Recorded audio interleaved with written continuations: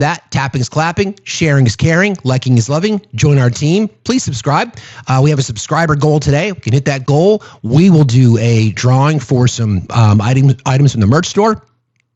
Programming note, will not be live tomorrow morning. Actually, I'm heading to visit our friend Obi and our wife, because they are on the East Coast. So I will not see you tomorrow morning. Thank you, Swish Raiders. I love you guys. So again, no show tomorrow morning, but we've got a lot to cover today. Again, please consider joining our Discord. You can find the link to the Discord in the link tree that is in my bio. Also, lots of other resources. After yesterday's live, we are in the process of building out a channel specifically for that is women-centered, I should say, and femme-presenting centered, so that we can address some of the resources that are available to women who are victims of violence, et cetera, et cetera, et cetera. All kinds of great information in our Discord channel. And by the way, there is a mental health channel. We refer to it as Are You Okay? You can find information there as well. We are trying to create community as best we can, and this community is great. And I thank you all. First of all, I want to say thank you for allowing me to show up for women yesterday in what was a difficult day, to listen to some of the things that we heard. So I really appreciate you. For many of you who've come up, who mentioned that came up on the live, who've never spoken publicly about the violence perpetrated against them when they were younger. It means a lot that you would trust me and our space to do that. So thank you very, very much. Okay, so we know that what we saw yesterday was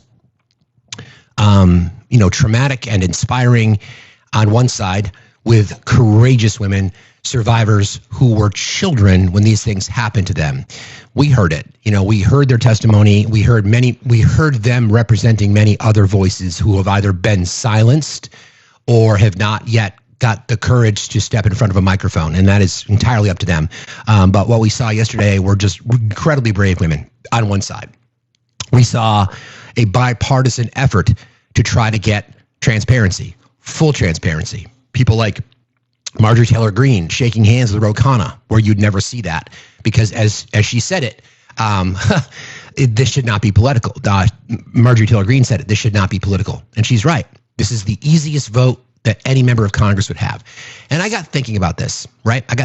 Because we went through the stats yesterday about it's 1 in 4 women who have been victims of either completion or attempted rape. So it's 1 in 4, right? That's the statistics nationally. There are 31 Republican women in Congress, voting members, 31. So we have Nancy Mace, Lauren Boebert. Nancy Mace has been very public about her assault when she was younger.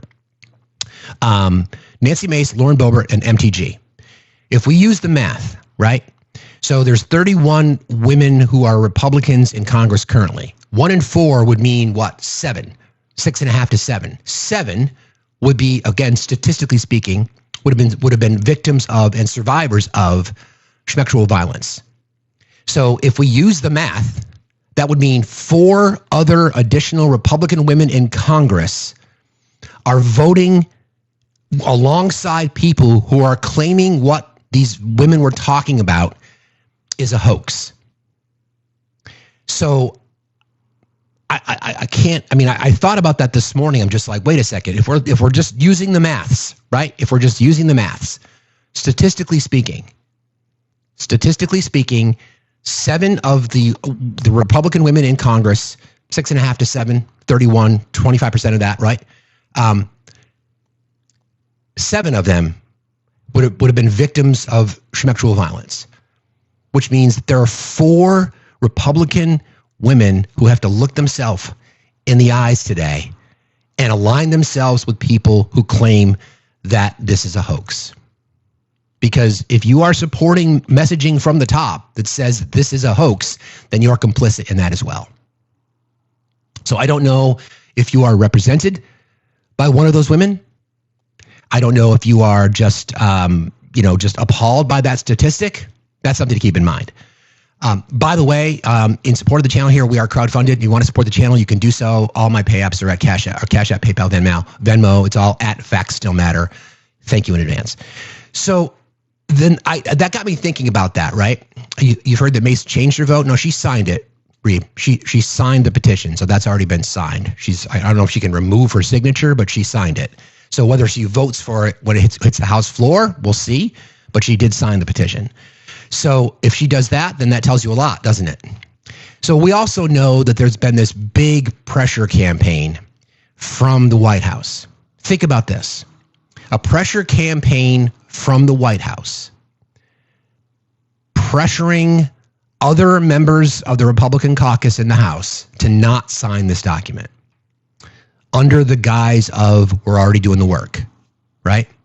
And that flyover was an attempt to intimidate. That's all it was. Because the White House's argument now is, no, they were doing that to pay respect to the Polish prime minister who was visiting the White House at the same time. The last time there was a flyover like that over DC, it was on the 4th of July. It's not something that happens, okay? It was an attempt to intimidate the survivors and anybody else, whether they were there yesterday or whether they were thinking about coming forward. You want to talk? I'm going to show you my B-2. You want to go public and name names? I'm going to show you an F-35. I want to give you a little bit of hope to start the day, okay? So you know our friend Daniela Mesnick-Young, Children of God, sex cult survivor, author of Uncultured, author of Un-American. You can find the links to both of those books in the link tree that's in my bio, at least Uncultured. Just scroll down a little bit, you'll see it. Knitting cult lady as well. She joined us this week, and we talked about it. Is this end game, the end of times for MAGA and for the cult? And the more and more and more and more and more we see it, it seems really logical. So I love her brain. So this is what she had to say about that particular topic. Okay, y'all, I'm so incredibly exhausted and emotionally drained because I have been listening to and then talking about rape and child exploitation at the highest levels of our government all day, and also all throughout the patriarchy. And I recorded a good segment with Jenny from Life Take Two podcast, and I'll share more about that soon and tag her here. But when I have been saying, y'all, the cult is an end game, this is what I'm talking about, right? So here these victims are coming out, they are standing together, they are demanding what? Transparency. Because how do you attack the cult? You go after the secrecy, and you go after the exploitation of labor. And sex is exploitation of labor. They're doing a lot of good stuff here. And now, he's just openly threatening Republicans to not vote for it, right? They're just doing the bad guy thing completely out loud now. But the cracks are really there, y'all. I think we just saw Marjorie Taylor Greene have the crack in the brainwashing. And she was the first one to go across the aisle and support this transparency bill of the Epstein. I'm sorry, y'all, my brain is so scrambled right now. I'm too tired to knit. But this is it. I've said we feel like we're on this speeding train, and something's happening. Something's going to happen here. I feel like we all know this. And hopefully, maybe for once, highlighting the extreme story and these victims will, I'm hoping, have a shattering effect on this just cult of patriarchy. Because also, why is it all the fucking women? This is why women need to be in places where all the decisions are made. Men are not doing it. Men are the problem. All right. I'll talk to you more tomorrow. That's Danielle. That's a friend of the show. I'm so grateful that we've become friends. Daniela Mesnick-Young goes by the Knitting Cult Lady, Knitting, the Knitting Cult Lady on TikTok and Instagram and other places. She's an author. She's a cult survivor. She's an Air Force, an Army veteran, and she a captain, by the way. And she has, I would consider her a preeminent expert. I mean, she lived in one. She got out of one. She went to another high control environment in the military, so she speaks the truth. So I want that to give you hope. And we're all in this environment now. Here's the thing. Here's the ask. It is on us to keep the pressure on. We cannot relent. We cannot relent. They always talk about it using a boxing analogy. When you injure your opponent in the ring, your job as the opposing fighter is to go in and finish the job. That's what we need to do. Okay? We need to continue to keep the pressure on and remind them that they have nowhere to go now because every single lie they've told along the way has been called out. Every single one. Women survivors who were children at the time, speaking publicly, many of them for the first time. And the president is in the Oval Office, and he was informed that this meeting was happening. He was informed that this meeting was happening. He was informed that these women were speaking out publicly, and this is what he had to say. To me, it tells a bigger story, other than trying to. I should say. Let me back up a second. It's not just MAGA's protection of him. It's protection of themselves, right? It's literally the protection of themselves because they have hooked their wagon to this star. So they are in self-preservation mode because they know when this information comes out incriminating him, they're going to have to answer for it, which is why you don't see any swing district Republicans, purple, when I say swing districts, purple, you don't see any of them going back to their communities and to their districts and having town halls because they will get eviscerated. We've seen bright red district representatives go back to their home districts and get eviscerated. So it's not even, so they are in self-preservation mode right now. And again, Daniela called it out, right? This is the end here. We are witnessing it in real time. In real time. Okay? So we have to keep the pressure on. Let me find the vile sound from the president when asked about this yesterday. I don't know how you... Okay, here you go. This is while survivors were speaking, all right? This is from the Oval Office. Mr. President, right now there have been survivors of Jeffrey Epstein speaking at a press conference on Capitol Hill. They're calling for these case files, these documents to be released. Is the Justice Department protecting any friends or donors, sir? So this is a Democrat hoax that never ends. You know, it reminds me a little of the Kennedy situation. We gave him everything over and over again, more and more and more, and nobody's ever satisfied. From what I understand, I could check, but from what I understand, thousands of pages of documents have been given. But it's really a Democrat hoax because they're trying to get people to talk about something that's totally irrelevant to the success that we've had as a nation since I've been president. So what they're trying to do with the Epstein hoax is get people to talk about that instead of speaking about the tremendous success like ending 7 wars. I ended 7 wars. Nobody's going to talk about because they're going to talk about the Epstein whatever. I understand that we were subpoenaed to give files, and I understand we've given thousands of pages of files. And I know that no matter what you do, it's going to keep going. And I think it's enough because I think we should talk about the greatness of our country and the success that we're having. Of course, you want to talk about something else. Of course you do. So I want to address, I'm going to go sort of in order here, right? So this was a moment yesterday that was really telling to me because, again, the claim is from all along, of course, we know it's not a hoax because, and we'll hear some sound from MTG in a moment about how it's not a hoax because both Epstein and Maxwell went to jail for it. Not a hoax, okay? This was a really interesting moment from yesterday. The reporter asks, the sound is kind of quiet. The reporter asks that, we've been hearing from the president that this is a hoax. And you'll hear one brave woman speak up. The president has said that this Epstein issue is a hoax, is the word that he used. Can we get your reactions to what you think when you hear him say that? I'll answer that. Mr. President Donald J. Trump, I am a registered Republican, not that that matters because this is not political. However, I cordially invite you to the Capitol to meet me in person so you can understand this is not a hoax. We are real human beings. This is real trauma. What does it feel like emotionally to hear that? Devastating. It's being gutted from the inside out. Not that I would know what that feels like, but I imagine it's the anxiety buildup with the depression and the survival mode, and then your nervous system goes limp and ironically is shot.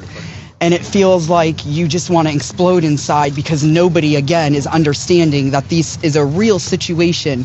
These women are real. We're here in person. To say that it's a hoax is just not... Please humanize us. I would like Donald J. Trump and every person in America and around the world to humanize us, to see us for who we are and to hear us for what we have to say. There is no hoax. The abuse was real. Now, what goes on behind closed doors, I can't speak for that. What happens around the world politically, I cannot speak for that. But I am here with all of these women, including our attorneys, and I would be more than happy to meet with him, and I will meet him halfway. Her name is Haley Robson. Say her name. Her name is Haley, Haley Robson. One of the many women who were girls at the time who showed up to speak. A Republican, okay? I would like Donald J. Trump and every person in America and around the world to humanize us, to see us for who we are and to hear us for what we have to say. There is no hoax. The abuse was real. Okay. So on Truth Social this morning, of course, there is absolutely no reference to anything that happened yesterday. So I don't know if I'm not going to use logic here, but for anybody to think that this is not a cover-up, then I don't know what to tell you, because it is. When you get people like MTG, who were standing there yesterday, and I want to be careful how I say this. She is still a vile human being for the things that she has said about marginalized communities. There is no doubt about that. There's absolutely no doubt about that.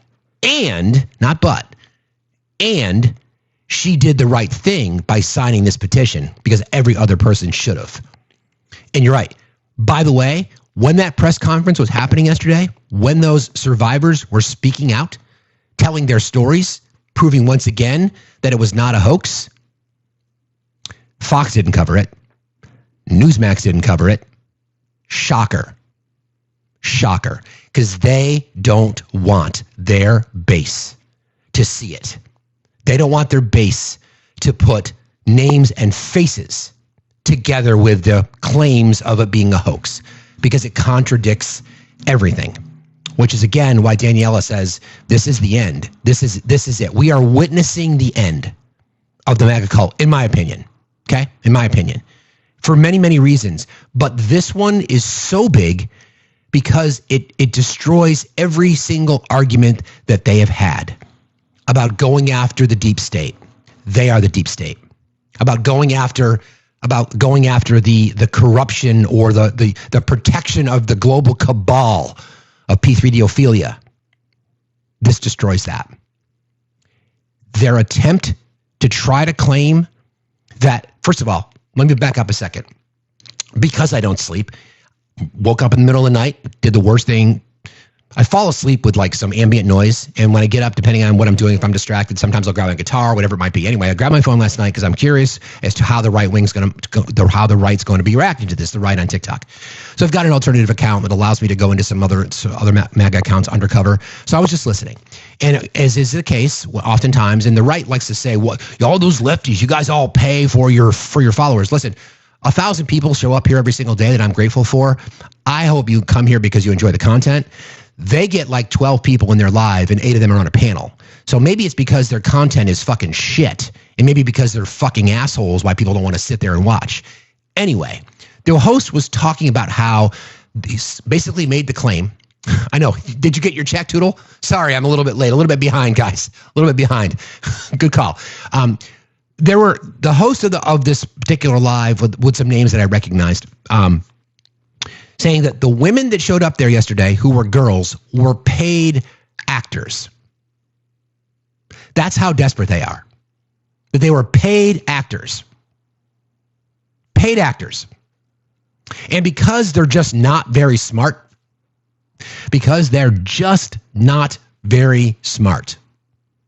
they don't know how, first of all, how pitiful that sounds, but they can't explain everything that's happening here. They can't explain it. So a little bit more sound from yesterday.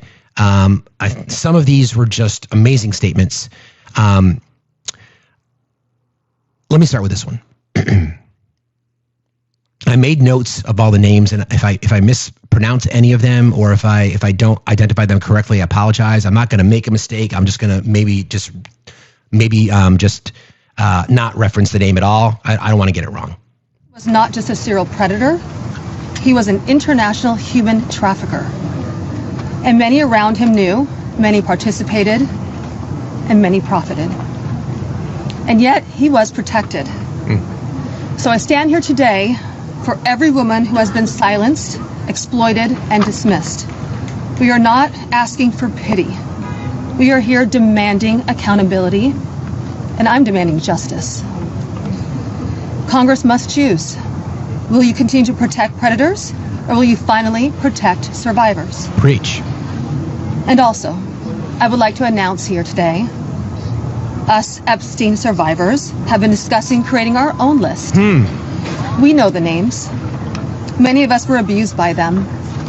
Now, together as survivors, we will confidentially compile the names we all know who were regularly in the Epstein world.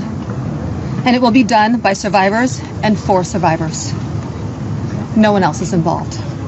Stay tuned for more details.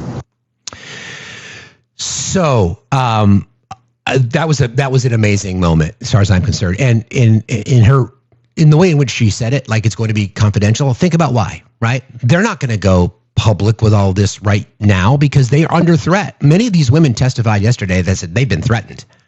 They've been threatened.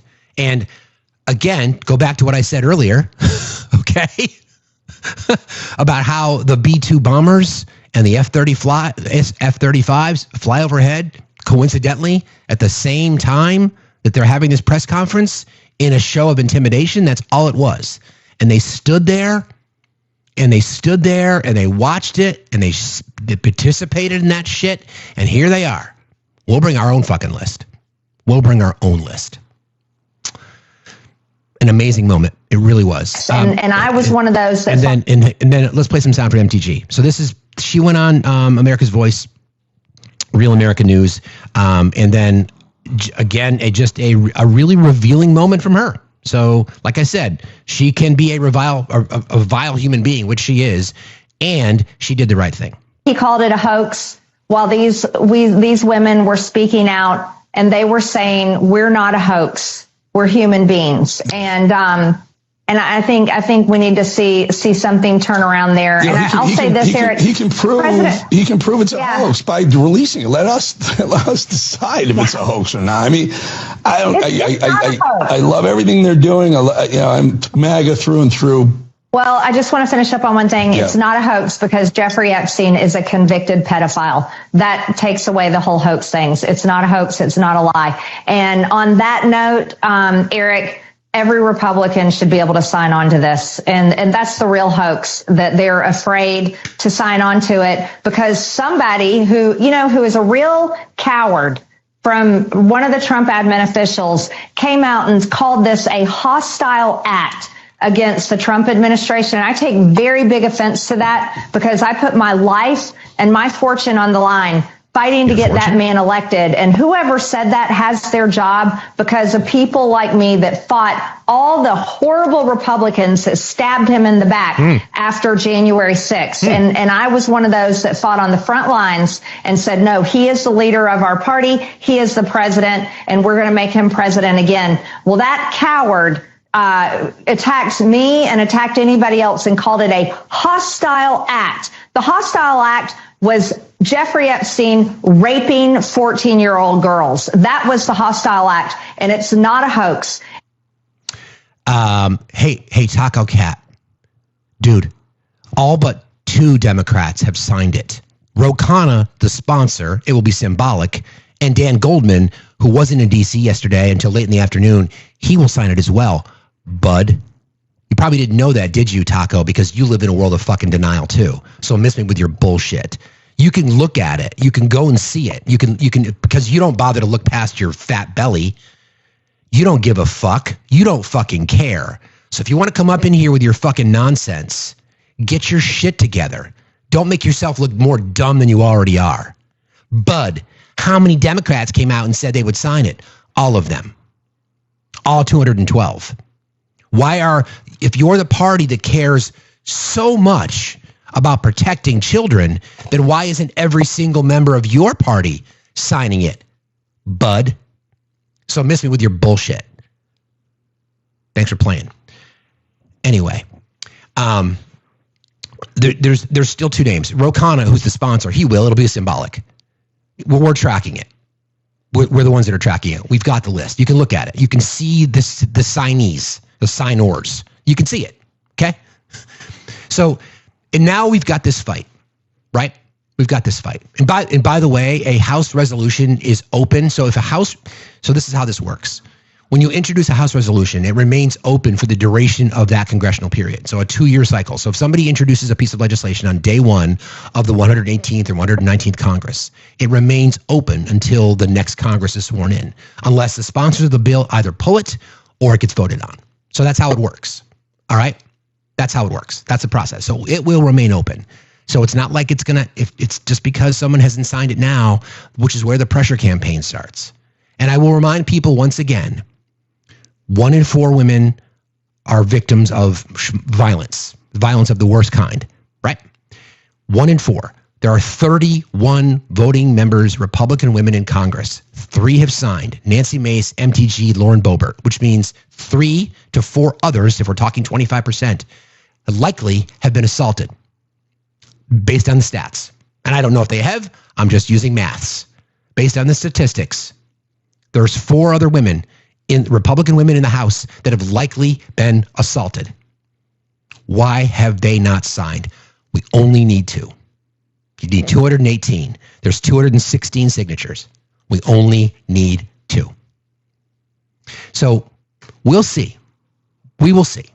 And then the fear that the Trump administration has is that they would have to vote for it. They would have to sign it. Is he going to veto it? Let him try. And then that would be the final nail in the MAGA coffin. So let's talk about what what Mike Johnson has been saying about this, because this is the other side.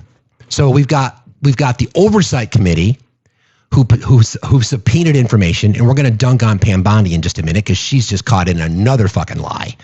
Okay, so we've got James Comer in the Oversight Committee. And by the way, he introduced a resolution where he is the only person. So typically speaking, when you have the way this works is you've got the chair of the committee, which always represents the majority party, and then you have the ranking member, which would be the leading minority party representative. And they are typically speaking confer about, guys, if you guys were getting restrictions like crazy because our weak friends in the chat can't handle it, can you guys please just tap like crazy, share like crazy? Please, if you haven't completed your daily hearts, please do that. And please gift like crazy. It could just be a 1 coin gift, like a heart or whatever that might be. I'd really appreciate that. Thank you guys. Love the TikTok shop. So we've got James Comer, who would normally negotiate with the minority leader to talk about what kind of information or they would review together. But the resolution doesn't even give anybody other than himself the ability to review what's been released. Okay, so once again, it is the biggest. I'm going to go out this. This is my opinion and my opinion alone. I think this is the biggest political scandal in United States history because of what it touches, because of what it involves, and what it means. We can debate it. We can talk about Iran-Contra. We can talk about Watergate. We can talk about J6. I just think this is arguably the biggest political scandal in United States political history. I can't think of anything bigger. Again, because of what it is. Okay? So this is Mike Johnson, because Mike Johnson is stuck now. MAGA Mike, the man of God. Thank you very much. Thank you. MAGA Mike, the man of God. The man of God who I thought maybe had an epiphany moment because he was in the room with these victims and they were telling their story. The same room that Nancy Mace was in when she came out sobbing after hearing some of their testimony, because Nancy Mace is a survivor. Okay? So this is Mike Johnson talking about his side of the story, and just listen to some of this language. think the oversight probe is going to be wide and expansive, and they're going to follow the truth wherever it leads. That's why the discharge petition has been made moot and He's telling the people who will listen that he thinks the discharge petition is moot. Okay. Necessary, because you got to remember that the Oversight Committee's investigation is already ongoing. They're already producing and putting out there the documents that are uncovered. The White House is in full compliance. The administration is willfully complying with the subpoenas because they want maximum transparency as well. I talked to the president himself last night about this. He says, get it out there, put it all out there. So this is going to be an ongoing effort. It will be bipartisan, which is great. And the Oversight Committee's effort, this is really important to point out, goes further than the discharge petition. It requests more information than the discharge even encompasses. For example, the Epstein estate documents, which is a treasure trove of information, not referenced in the discharge. It goes further, and it has the force of law because we have subpoena authorities that's already being complied with. So it makes the discharge irrelevant and unnecessary. And what it does is it makes the rule vote really, really important, because everybody who wants disclosure, full and maximum transparency and disclosure of Epstein, has a vote today to be able to affirm that. And that's important. Think that vote today that this just gets off the table, that you're able to move on to other issues? Well, in terms of the full Congress, but what we're going to do is effectively deputize the Oversight Committee, which is the committee of appropriate jurisdiction, to go do a deep dive on this. And I think they're going to uncover things that have never been uncovered before. One of the things that came out of the meeting that we had yesterday with the 6 victims that told the most horrific stories. We also had 4 of their lawyers there. 2 of these lawyers have been working on this for 20 years. That's when the civil litigation began. They know where everything is, right? And so they can inform us, and we can utilize them as a resource to go deeper and get the full disclosure on everything. And I think... You want to see how desperate they are? Look at that pitiful comment right there. Look at, see how desperate they are? You see how desperate they are? This is what I'm talking about. This is what we are seeing in real time, the end of the cult. Look at that pitiful comment. Look at that. See, because you are in a cult, do you know what Joe Biden said about Tara Reade? He said, I didn't do it, but she deserves her day in court. She deserves her day. She deserves to have her voice heard. That's what he said. And what did Tara Reade do? She fled to Russia after she lied to her lawyers multiple times. Tara Reade wants to take the stand? Let her. Knock herself out. Knock herself out. Listen, look at that pitiful comment right there. Wow. Desperation much, friend. That's tough. I can only imagine what it must be like to be you. Women, cover your drinks around whoever the fuck that was. Well, let's unpack some of the things that Mike said. That the White House is being transparent. No, the White House is calling it a fucking hoax, Mike. You heard it. So, the issue of these documents that have been released by the Oversight Committee, I've not been through all of them because there's too many. And the problem is the way in which they release them with like individual PDFs, they're not searchable. So what they're telling you, what about Biden? What they're telling you is that they've released all this information. Well over 90% of what they've released is already in public. We already know it. So let's go through the list. These are the things so far that they've released, okay? Let's see. So the missing minute. A minute-long clip from 11:59 p.m. to midnight, August 9th to the 10th, 2019, from outside J.E.'s prison cell, previously believed lost or overwritten, has been recovered and included in the release. It shows guards moving outside the cell, contradicting earlier claims by then Attorney General Pam Bondi that the footage was lost. Let's go to that tape, Jim. Shall we? There was a minute that was off the counter, and what we learned from Bureau of Prisons was every night, they redo that video. It's old, from like 1999. So every night the video is reset, and every night should have the same minute missing. So there you go. So that is a bold-faced fucking lie. And there's no denying that for you trolls here. For you trolls in here. Mods, don't even hesitate today. Thank you. For you trolls in here, how are you going to defend that? The Attorney General flat out lied, said it happens every single night, blamed it on the computer system. Every single night we will look at, the same minute will be missing. Nope, because you had possession of the quote unquote missing minute all along, and you lied, and the mouth-breathing fools like Taco Cat believed it. Oh, you see that? Oh, I'm going to dunk on that guy Facts because there's the missing minute, and that explains it. You people are fucking pathetic, and you're desperate. And I'm going to watch your desperation as you spiral down the road to fucking hell, and I'm going to celebrate it. I'm going to mock you along every step of the way because your vote hurts people that I care about. You voted for this fucking shit, and you're going to have to live in the stink.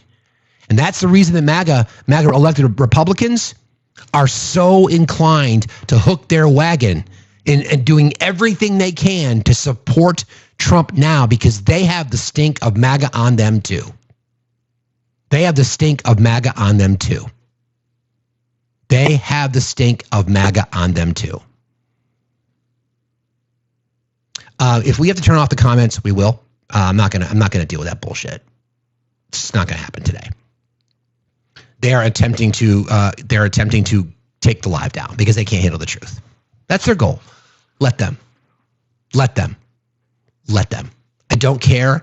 You have signed on to this bullshit. You've signed on to it every single day. You are one of the most despicable people out there, Taco. I've given you time in this space to try to have an intelligent conversation, and you won't ever do it because you're not intelligent. You're not coming into this space because you don't give a fuck about women. You don't care about children. You care about your cult. You think women are property. You want to diminish everybody who doesn't look like you. You're feeble, weak ass. You got cut from the JV fucking twiddle, TikTok team. So get the fuck out of here. Go find a safe space where you can spew your lies, because you ain't coming up here. Not going to happen. I'm sick and fucking tired of people like you walking around there diminishing people at every chance you get. You don't care what the truth is. You don't care about women. You don't care about kids. You love crime. You love predators. What's on your hard drive? What's on your hard drive? So get the fuck out of here. Get the fuck out of here. Get the fuck out of here. Stand up. In the immortal words of Pat Benatar, stand up and face the enemy. Done. All right. Let's again talk about because Mike Johnson claimed, thank you. Mike Johnson claimed that everything it's transparent. They want everything released. We know that is not true because of what's been released so far. So let's go through the list, okay? Again, the missing minute that Pam Bondi lied about. 33,000 pages of DOJ records. Package includes court filings, police body cams, body cam video, some victim interviews, and flight logs, including those of Epstein's private jet from 2000 to 2014. We already have it. Among the materials is a 2005 police video from Epstein's Palm Beach mansion containing nude photographs, including one of Maxwell, images of powerful figures, including Pope John Paul II, Fidel Castro, Donald Trump, Elon Musk, Bill Clinton, and Post-it notes reading, "Do not touch." We have most of this information already. New material was included, most notably the surveillance, missing minute, additional flight data, and previously unseen property footage. However, the overwhelming majority of the documents, duplicate records that were already made available to the public. It's already out there. It's already out there. And here's where we sit now. Here's where we sit. It doesn't matter in the world, in the immortal, in the empty space between Taco Cat's ears. It doesn't matter that victims spoke yesterday. Survivors. That survivors spoke yesterday. It doesn't matter because he doesn't believe women anyway. But unless that woman is Ghislaine Maxwell, and unless Ghislaine Maxwell would come out with a statement like, "Oh, I didn't see Donald Trump do anything bad." Guess what? She said the same thing about Bill Clinton. So how the fuck do you square that, you pathetic fucks? How do you square that? Once again, I've done this analogy before, okay? And I won't do it now. I'll save it. You don't care You don't care. You are in a cult. You're going to ride that cult to the deepest, darkest pits of hell. And you're going to reach up for a hand and people are going to spit on you because that's what you fucking deserve. It is unbelievable that you still sit here after all of that. The same party that said, we want transparency. We hate the deep state. We want to expose the ring, the global cabal. And here it is. We've got the global cabal. We've got it right in front of us. Here it is. Why is your party not doing a damn thing to get the information out there? Except for 4, including Thomas Massie. We'll watch it all day. We'll watch it. We will watch it. I want to go back to the discharge petition because this is what we're talking about. Mike Johnson talks about transparency. The Oversight Committee, the resolution that he's attempting to pass, I want you to know about this. The resolution that do I have the sound from Melanie Stansbury? Because that explains it very, very well. I might have. And then I've got some other horrible, just awful shit to play for you guys. You're going to just be like, what? Are you kidding me? Let's see if I have it. Here you go. This is not Melanie Stansbury. This is Congresswoman Fernandez from New Mexico. Mr. Speaker, last night the Rules Committee spent hours helping Trump and the White House cover up the Epstein files. Trump is terrified the House will pass the Massey-Connor resolution to require that his administration release the damn files. He's lobbying against it. What's he afraid of? To kill the Massey bill, Republicans are pushing a resolution that will give Chairman Comer of the Oversight Committee sole power over what gets released. I don't know about you, but I wouldn't trust. Did you hear that? The resolution gives the MAGA Republican James Comer, who is the chair of the Oversight Committee, the only person who can review the documents and the only person who can decide what to release. We know that's true. Okay? Again, our MAGA cult mouth breathers in the chat won't care. That's not transparent. Now is it? No, it's not. To self-proclaimed, and these are his words, Trump man, to decide what to redact and therefore what Americans get to see. Remember, Trump repeatedly, not just today, but repeatedly called the Epstein scandal a hoax, and he has called Epstein himself a terrific guy. That's right. And Oversight acted only because Democrats forced the subpoenas. Today, Republicans, as you heard it, are patting themselves on the back for releasing the same documents that were given to right-wing influencers months ago. Correct. We want the Oversight Committee to do its job, hold the hearings, follow the money, pursue the truth, and protect the victims. But we can do both. The committee can do its job, and we can get, all we need is 2 more Republicans to sign Massey's discharge petition so the files get released to the public. Let's not forget, this is about the women and children who were terrorized and abused by a pedophile and his rich friend. It's about the cover-up that started with the rich and powerful and is still coming from a gold-plated Oval Office. We've listened to the survivors share their stories. They've made many of us cry, but we won't stop at tears. We will work to bring justice to these brave women, to do what they've asked, which is release the files. Again, the resolution, the opposition to the transparency, the full transparency, which is the discharge petitions co-sponsored by Thomas Massie, Republican, and Ro Khanna, Democrat, that've gotten 4 signatures so far from Republicans. That's the full transparency. What Mike Johnson wants to do is go out and tell people that will be transparent. Tell people that the Oversight Committee is doing its job. And in the resolution itself, it clearly states the only person who can review the information and determine what gets released publicly is James Comer. There are pages, by the way, if you go through, again, the problem is it got frustrating. I tried to search through some of it, but it's not searchable. So what's been released so far, it's just not searchable. There are pages that are completely redacted. Everything. So then mouth breathers, those of you that are in chat, if you want transparency, okay, this is the thing that gets me, right? This is the thing that gets me. I want to read you something, okay, then I'm going to ask you a question. Not later than 30 days after the date of the enactment of this act, the Attorney General shall subject to subsection B, make publicly available in a searchable and downloadable format all unclassified records, documents, communications, and investigative materials in the possession of the DOJ, including the Federal Bureau of Investigation and the United States Attorney's offices that relate to 1. Epstein, including all investigations, prosecutions, or custodial matters.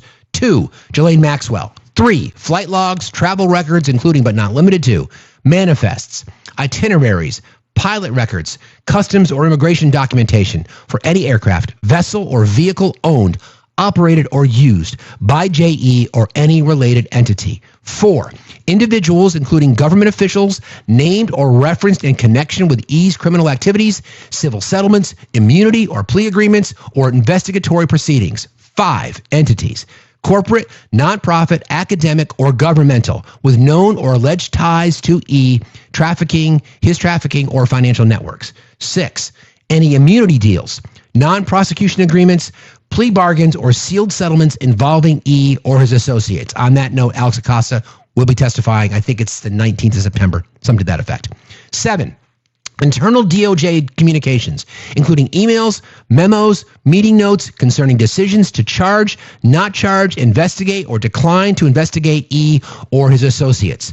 Number 8, all communications, memoranda, directives, logs, or metadata concerning the destruction, deletion, alteration, misplacement, or concealment of documents, recordings, or electronic data related to Epstein, his associates, his detention and death, or any investigative files.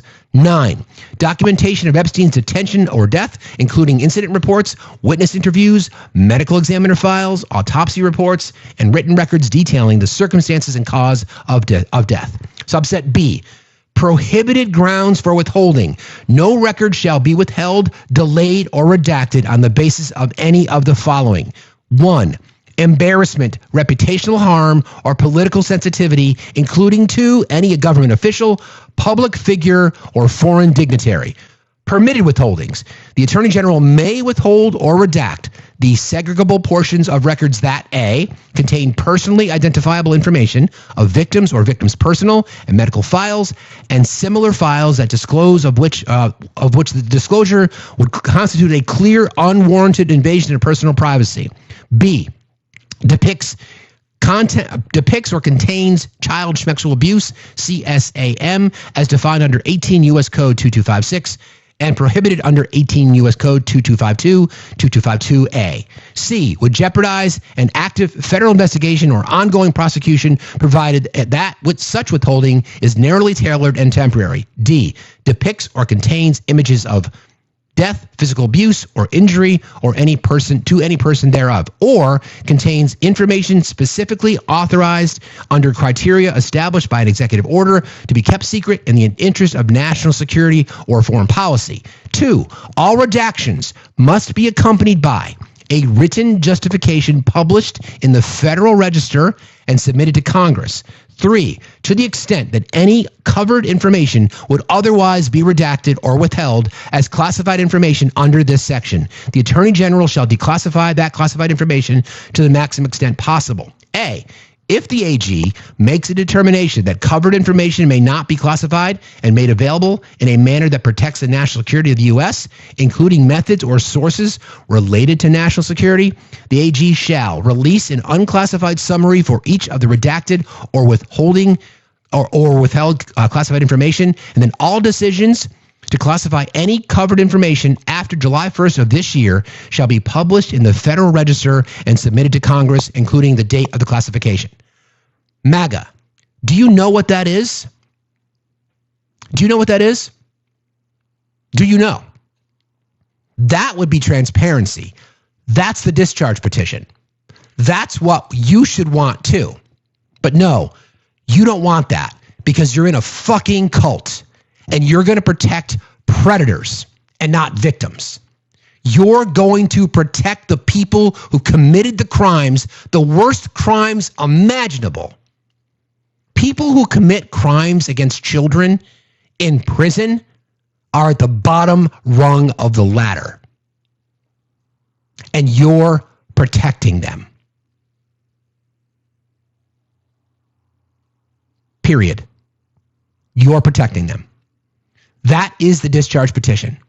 That is the expectation. The best part for me is the prohibited grounds for withholding. No record shall be withheld, delayed, or redacted on the basis of any of the following: embarrassment, reputational harm, or political sensitivity, including to any government official, public figure, or foreign dignitary. The survivors, people who care, want that information. But people like Taco Cat and other trolls in the chat this morning don't care. They don't care. None of us should be surprised. I'm not surprised. But this is my plea. Again, Daniela talked about it, that sound I played earlier. We are at the end of times for MAGA.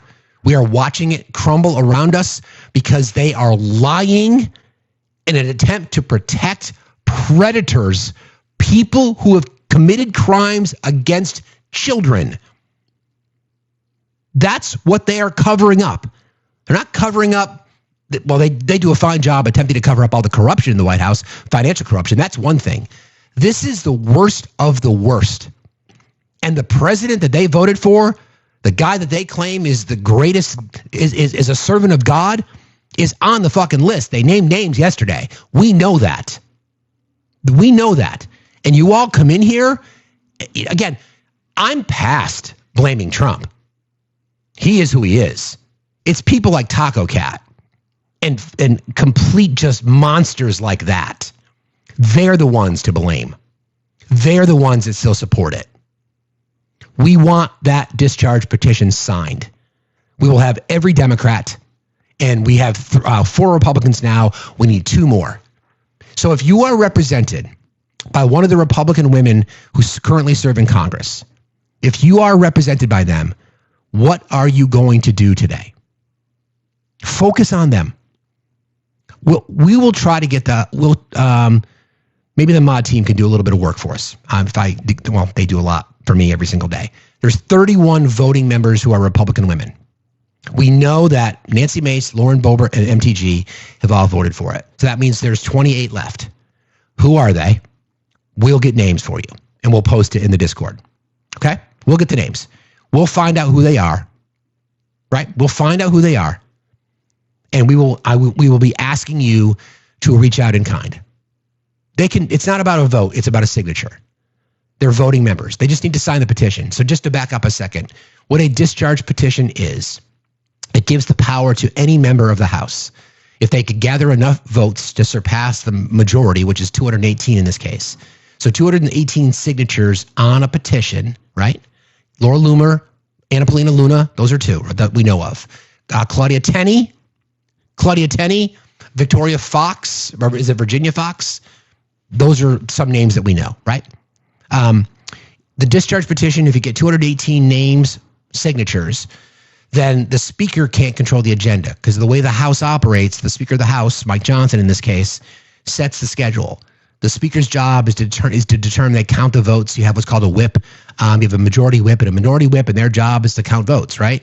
And then the Speaker sets the schedule based on what the vote's going to be look like, and then they can bring that vote to the floor. Okay? What the discharge petition does is it surpasses all of that because the House with the majority says we want this vote to go, and then the Speaker has 7 days to bring the vote to the floor. 7 days. Joni Ernst is a senator. She's not in the House. She's not in the House. Okay, so that's what we're talking about. So there's 3 names for you: Claudia Tenney, right? That's Matt's district. Laura Loomer and Anna Paulina Luna. Those are 3. Are you not just women? It's not just women. I'm not saying that, but again, based on our statistics, we know that 1 in 4 women are victims of rape and are either attempted or completed. We know that. That's what the data tells us. Lisa McClain, Laura Loomer, Kat Kamek from Florida. Right? Okay, so again, let's have that conversation. Let's have that conversation. Pick up the phone. Not Loomer. That's right. Loomer's not in the House. So these are the conversations that we should be having as a responsible constituency, holding their foot to the fire. Just ask them the question. They won't take your call. They won't. If you are represented by a Republican, every single one. If you are represented by the 220, what's the number? 220? You're right. Loomer's not in the house. My bad. Yeah, we have it. We've got the report. We've got it. It's in there. It's in our Discord. We'll post it again. It's in our Discord. We can see the names that are on it. We are 2 signatures away. And those 2 signatures have to come from the Republicans. So, for those of you who vote Republican, who claim that you're not MAGA, tell me why. Tell me why you wouldn't support what I just read. What are you afraid of? I know what you're afraid of. I know very well what you're afraid of. You're afraid of the fact Rick Scott's a senator, Katie. It wouldn't affect him. We know what you're afraid of. You're afraid of the fact that the person that you have bought merch for, who you would stroke the D if given the opportunity, would be incriminated in this and connected to it. And you can't handle that because your entire identity is connected to it and you don't know what to do, which is why we are seeing the walls come crumbling down. You're afraid. You're scared. You're afraid of being exposed. You're afraid of having to address this with people in your family, friends that you've lost. You're afraid of redemption. You're afraid that you won't be able to get it because no one will offer it to you because of what you stood for the past 10 years. We're going to watch. We're going to laugh. We're going to point and we're going to laugh. We're going to mock you. I'm going to speak for myself. Expect empathy from me? Nope. Not going to happen. This is what you've created. This is what you've done. You have believed lies for the past, well, in Trump's case, decades. Politically speaking, 10 plus years. And here we are now, right to the head. And it involves crimes against kids. Crimes against children. Trafficked young girls. Their entire lives changed and ruined forever. And we have these courageous women who spoke up yesterday, who stood there while B-2 bombers and fighter jets flying overhead in an attempt to intimidate them, and they stayed focused, and they said, this is not a fucking hoax. We are real. Humanize us. And people in our country will not believe them no matter what. It is the easiest vote for any Republican to make in their lives. It is the absolute easiest vote. And that we know that there is a pressure campaign on Republican members of the House from the White House. Why? Why? What is there to pressure? Don't vote for transparency? You're just going to tell them that it's a hoax? How can it be a hoax? Katie Britt's in the Senate too. How can it be a hoax? So did J.E. not go to jail? Did Maxwell not go to jail? You know what the hoax is? The hoax is moving her to a fucking country club where she gets arts and crafts time as she sits there and reminds the world that she is a convicted fucking predator. Conspiracy to trafficking, abuse, etc., etc., etc. And a numerous time perjurer. Defend it, MAGA. Defend this. Defend it. You can't. You won't. Instead, you will retreat to your little caves. I'm sorry, just a question. If you want to support the channel through crowdfunding, I'm at Factsstillmatter at everything. PayPal, Cash App, Venmo. Sorry that question. It's right there. You can see it. Seriously. Defend it. How can you defend it? Because we want transparency. You don't want that. Why are you not demanding transparency? Do you think it's because the Democrats don't want the truth to come out? Then why have all 212 signed it or will sign it? Why?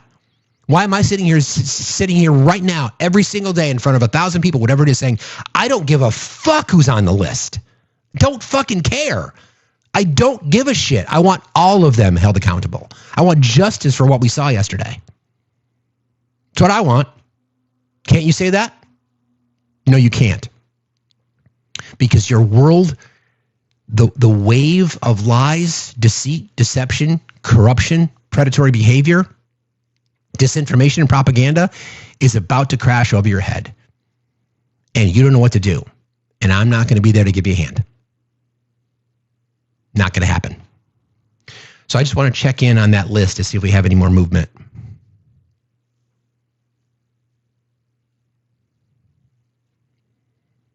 Ooh, interesting.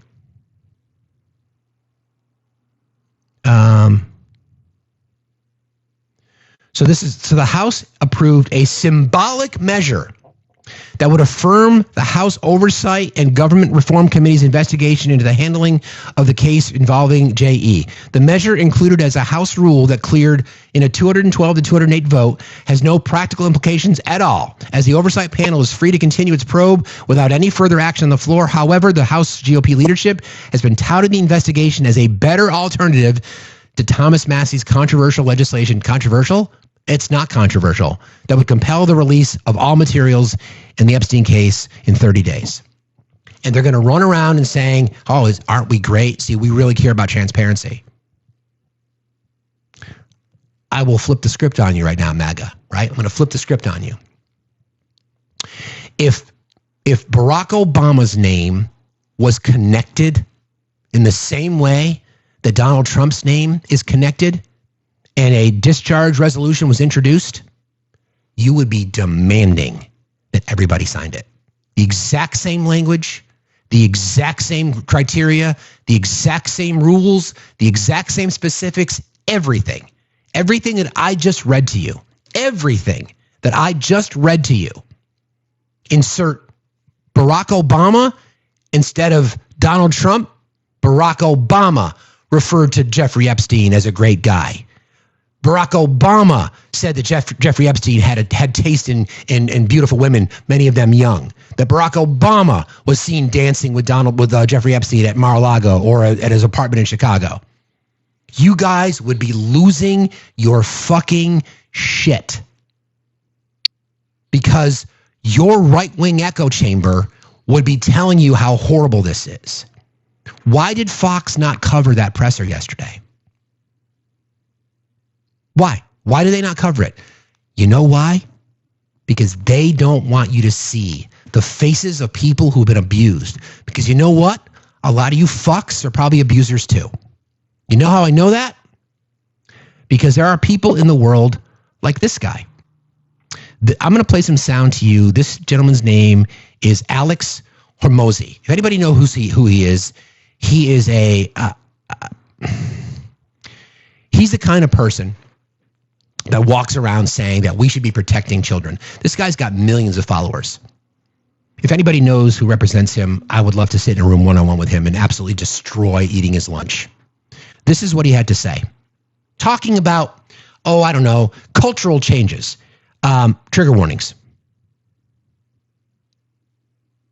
40-year-old guy sleeps with a 15-year-old girl. He started with a 40-year-old guy sleeps with a 15-year-old girl. That's how he starts. Terrible, right? Rewind 200 years. 40-year-old guy sleeps with a 15-year-old girl. 100% normal, right? How is it trauma now and not trauma then? So if it's traumatic in one instance and not traumatic in another, then it means that we can basically change the cultural narrative that we're ascribing to our context and make it not traumatic, which means it didn't matter. Which means the only thing that matters is that you chose to make it meaningful. Lucky. You heard it. 200 years ago, so today, a 40-year-old man grapes a 15-year-old girl. It's bad. But 200 years ago, it wasn't bad. We just have to shift the cultural narrative. You know what happened 200 years ago? That victim wasn't allowed to speak about it. Never given a platform for it.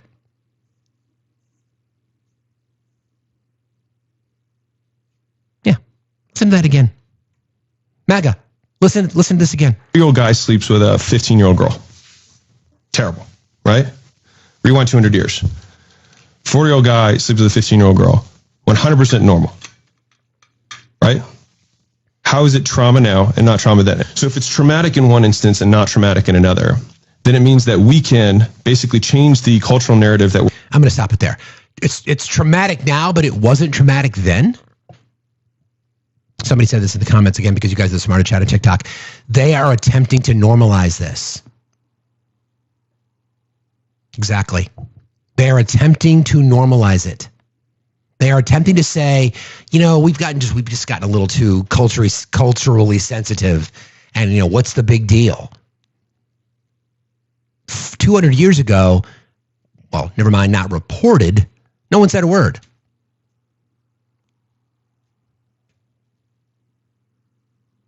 That's where we are when we normalize this kind of shit.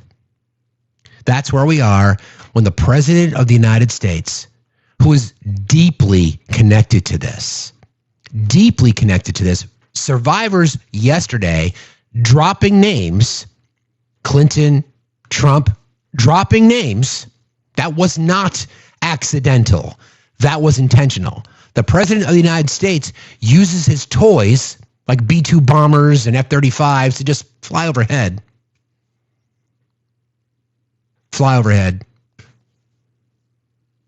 Just to kind of, I don't know, just a coincidence.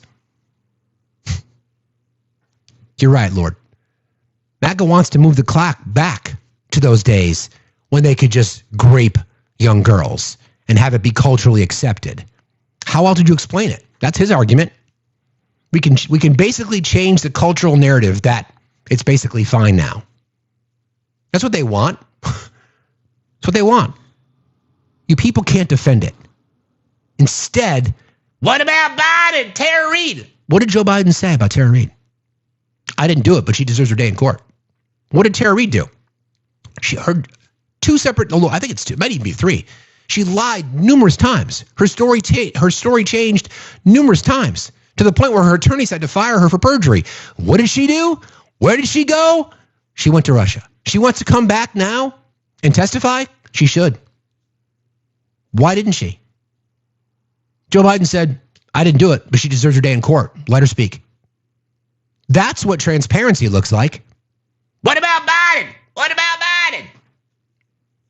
We see you. We know who you are. We see you. And if you think you're going to get grace from us as the house burns around you, and I'm an empath, if you can't get it from me, it's going to be hard to get.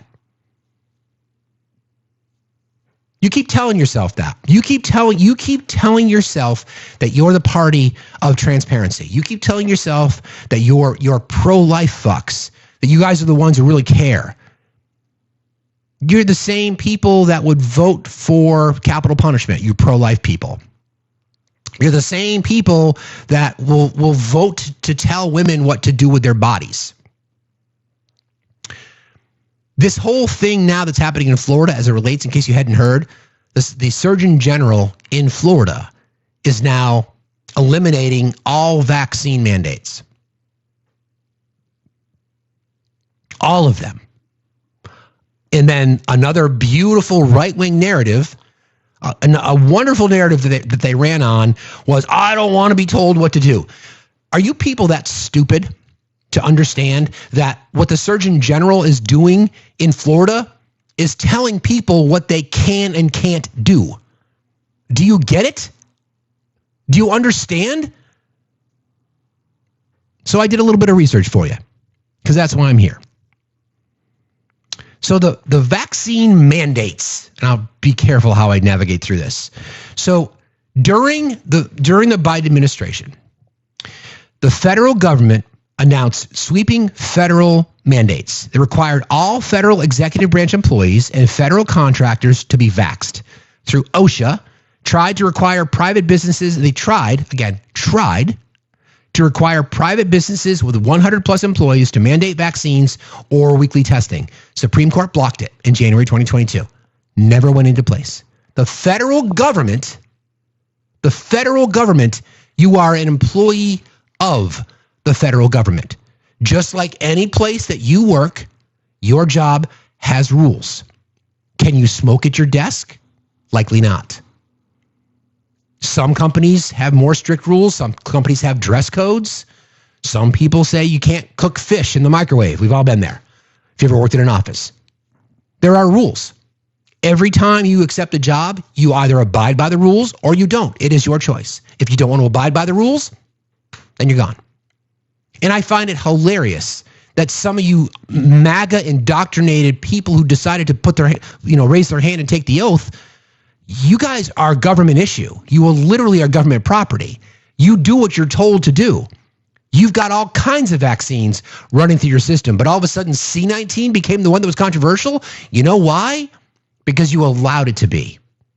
Because you were told it was. At the same time, your fucking president was bragging about Operation Warp Speed, and I'll give him credit for that.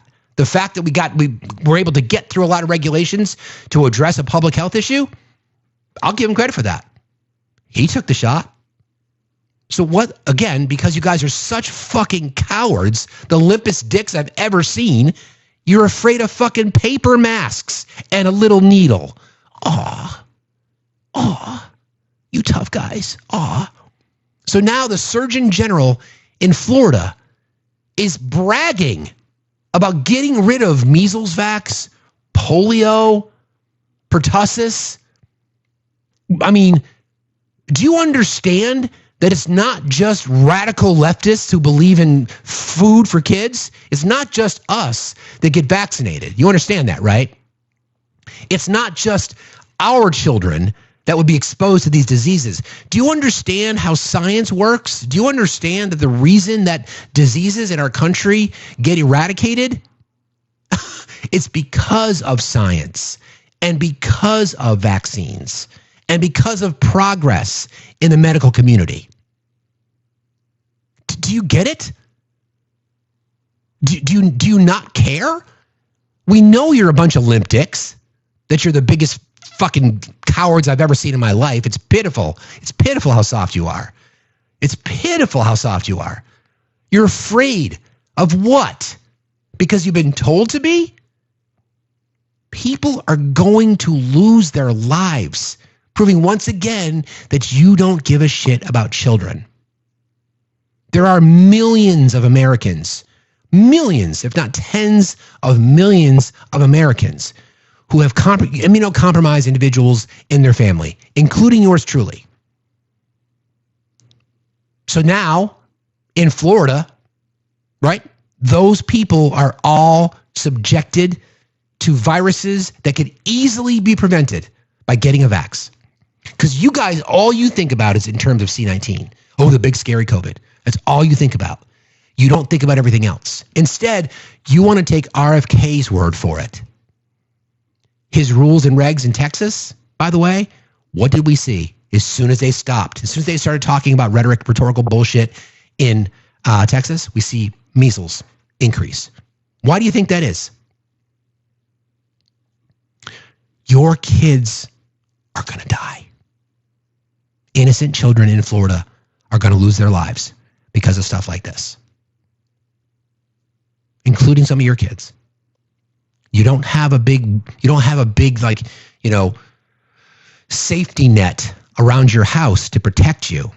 No, you're going to have to go into public and you're going to be exposed because other people like you and people who, which is why we always say, we care more about your children than you do. We care more about your public safety than you do. We care more about protection for your daughters than you do. We care more about keeping your boys from being red-pilled than you do. We care more about your economic freedom than you do. We care more about your ability to buy a house and live the American dream than you do. We care more about making sure that children in your home or in your community are fed. We care more about that than you do. We care more about you wanting access to clean water than you do. We care more about crimes in your community than you do. Those aren't just words. That's truth. That's the truth. Those are actions. We see it every single day. It's not about voting against your own best interests. You just want to own the libs. I am too, Blue. I'm significantly worried. I'm so grateful that I live where I live and that my daughter will be graduating high school. I am deathly afraid of immunocompromised children. Do people even know what that is? You don't even know what immunocompromised means? It means your immune system, which is your body's natural defense against viruses and bacteria, things like that, is compromised, which means it can't work as hard as it needs to work to fend off certain things. So we are in a situation now where vaccines are incredibly important for everybody, but especially people who are immunocompromised. And a lot of children who are going through childhood illnesses, especially kids with leukemia, right? Cancer. Again, my kid's a 2-time cancer survivor. She couldn't walk out of the hospital room without being susceptible to something. Neutropenia, right? That's what happens when your body your white blood count gets so low you can't fight back. And you guys are cheering that on because you're afraid. What the fuck are you afraid of? It boggles my mind. And we see it again every day. Hey, man, how you doing? Hey, how's it going, Stevie? It's going all right, buddy. You? I need someone from MAGA to explain to me, if the dear leader, is so innocent, why is he working so hard to keep the files from being released? Exactly. And if they come back with, well, he's trying to protect someone, well, who would he be trying to protect? Because everybody knows anything with Trump is transitional. So he has to be getting something to either protect someone or he owes someone so much he has to protect them. That's the only reason he would be keeping this list outside of the fact that he's all over it. Correct. You know? Correct. I just don't get it. None of them seem to be able to explain that. You know? Yeah. Well, I mean, I think, yeah, I kind of touched on that earlier. It's not just that he is desperate to protect himself. It's the people that are around him, the MAGA Mikes of the world, and the other, elected Republicans in Congress who aren't supporting this, because they are so deep down into the cult that they'll never be able to face their voters. They're going to have to wear this collar for life. That shit. I was MAGA, full-blown MAGA, and I supported and protected sexual predators. Yeah. They don't seem like you. Yeah. And when I was watching the thing yesterday, when one of the survivors mentioned that she was on a plane with Bill Clinton, they were all excited. They were all MAGA was going, yeah, see, it's them Clintons. Yeah. It's them Clintons. And then a sentence later, she talked about times that she was in the same room with Donald Trump. So again, that's my point, right? Exactly. The same person said the same thing. So you'll know, I've been trying to find that clip to see what Fox has done to it, see if they've cut it or edited it. Yeah. Yeah, because I mean, and the fact that Fox didn't cover anything of it was, perfect. I know. How about the guy Alan Dershowitz sent? Oh, I know. That was interesting, right? Trying to pivot away from the conversation. That was just a horrible display. They handled it exactly how they should. Oh, I think they handled it exactly how they should have handled it. Absolutely. Yeah, they handled it absolutely perfectly. So, but I just don't get MAGA at this point because your boy's all up in there. So, either admit, he's all up in there, especially with his long history, or just say, well, I don't want to know anything. I know. Either bury your head in the sand or, just, go about your life. But there's no way in the world that they're working this hard that they're threatening Republican Congress people that this is an act of defiance if you do this,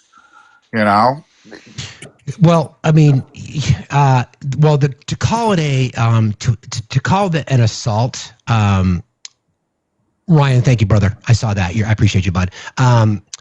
To call it an assault or an attack against the administration is just so wild to me. That is just so wild. It's just unreal. Yeah, because this is what they do. They make everything, even, let's just put it this way, even if it wasn't as bad, we know his name's in there, but there's nothing linking him directly to, the bad stuff. They make it worse by the way they handle it. It's just like when he disappeared for 5-6 days. The reason the speculation was going around is because the way they handle the thing. I know. You're right. I know. Thanks for jumping in today, brother. I appreciate you as always. Good. Be safe. Be safe out there. Too. Bye. Sam, I am so glad you mentioned that, and I didn't even think about this. One of the most popular wishes granted by Make-A-Wish is Disney in Florida. They're not going to be sending kids to Disney World anymore because of that.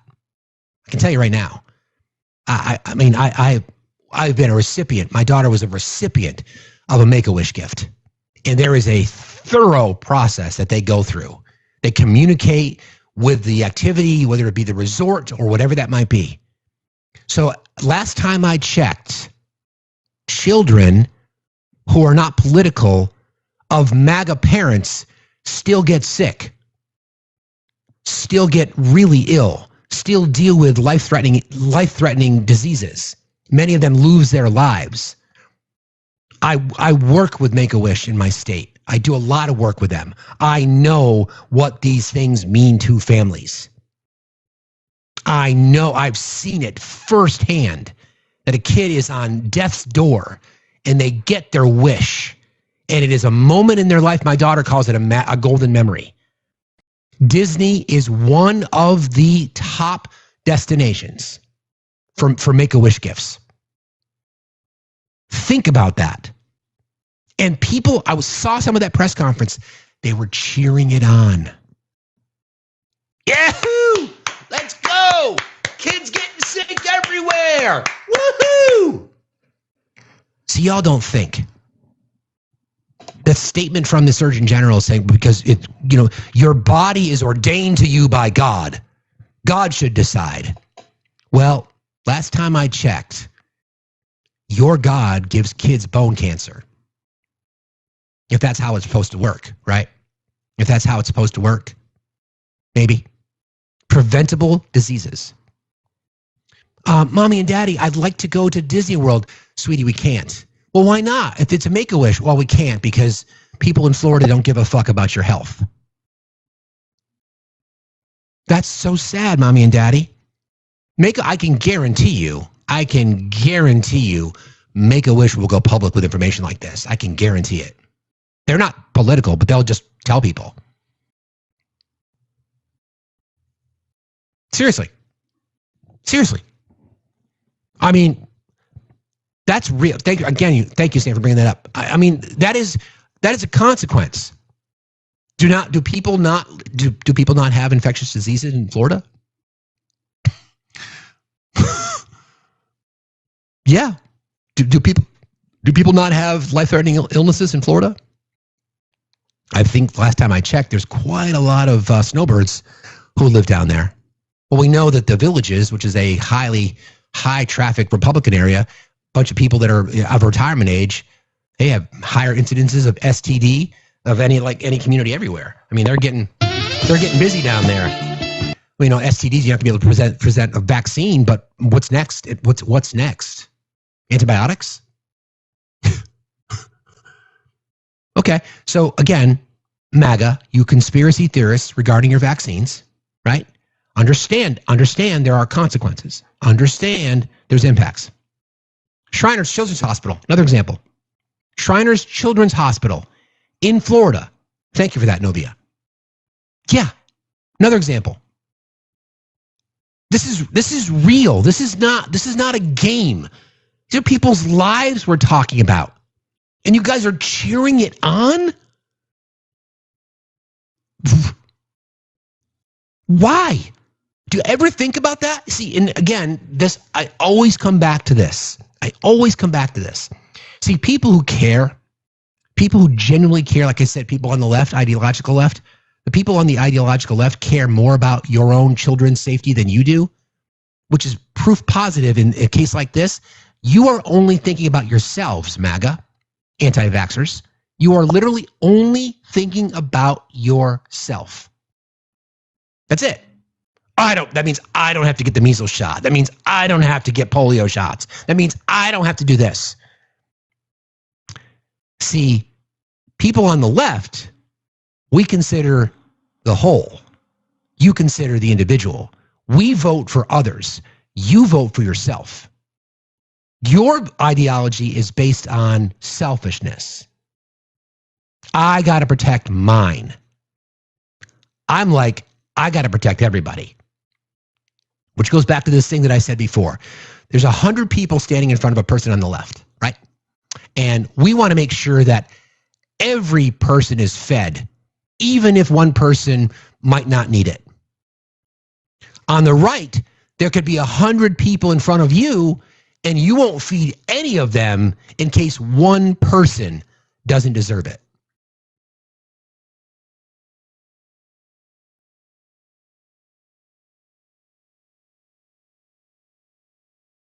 Long way to recover from. We will accept the fact that maybe one person doesn't need it. We don't care because we want to make sure everybody else is fed. You won't feed any of them in case one person doesn't deserve it. Prove me wrong.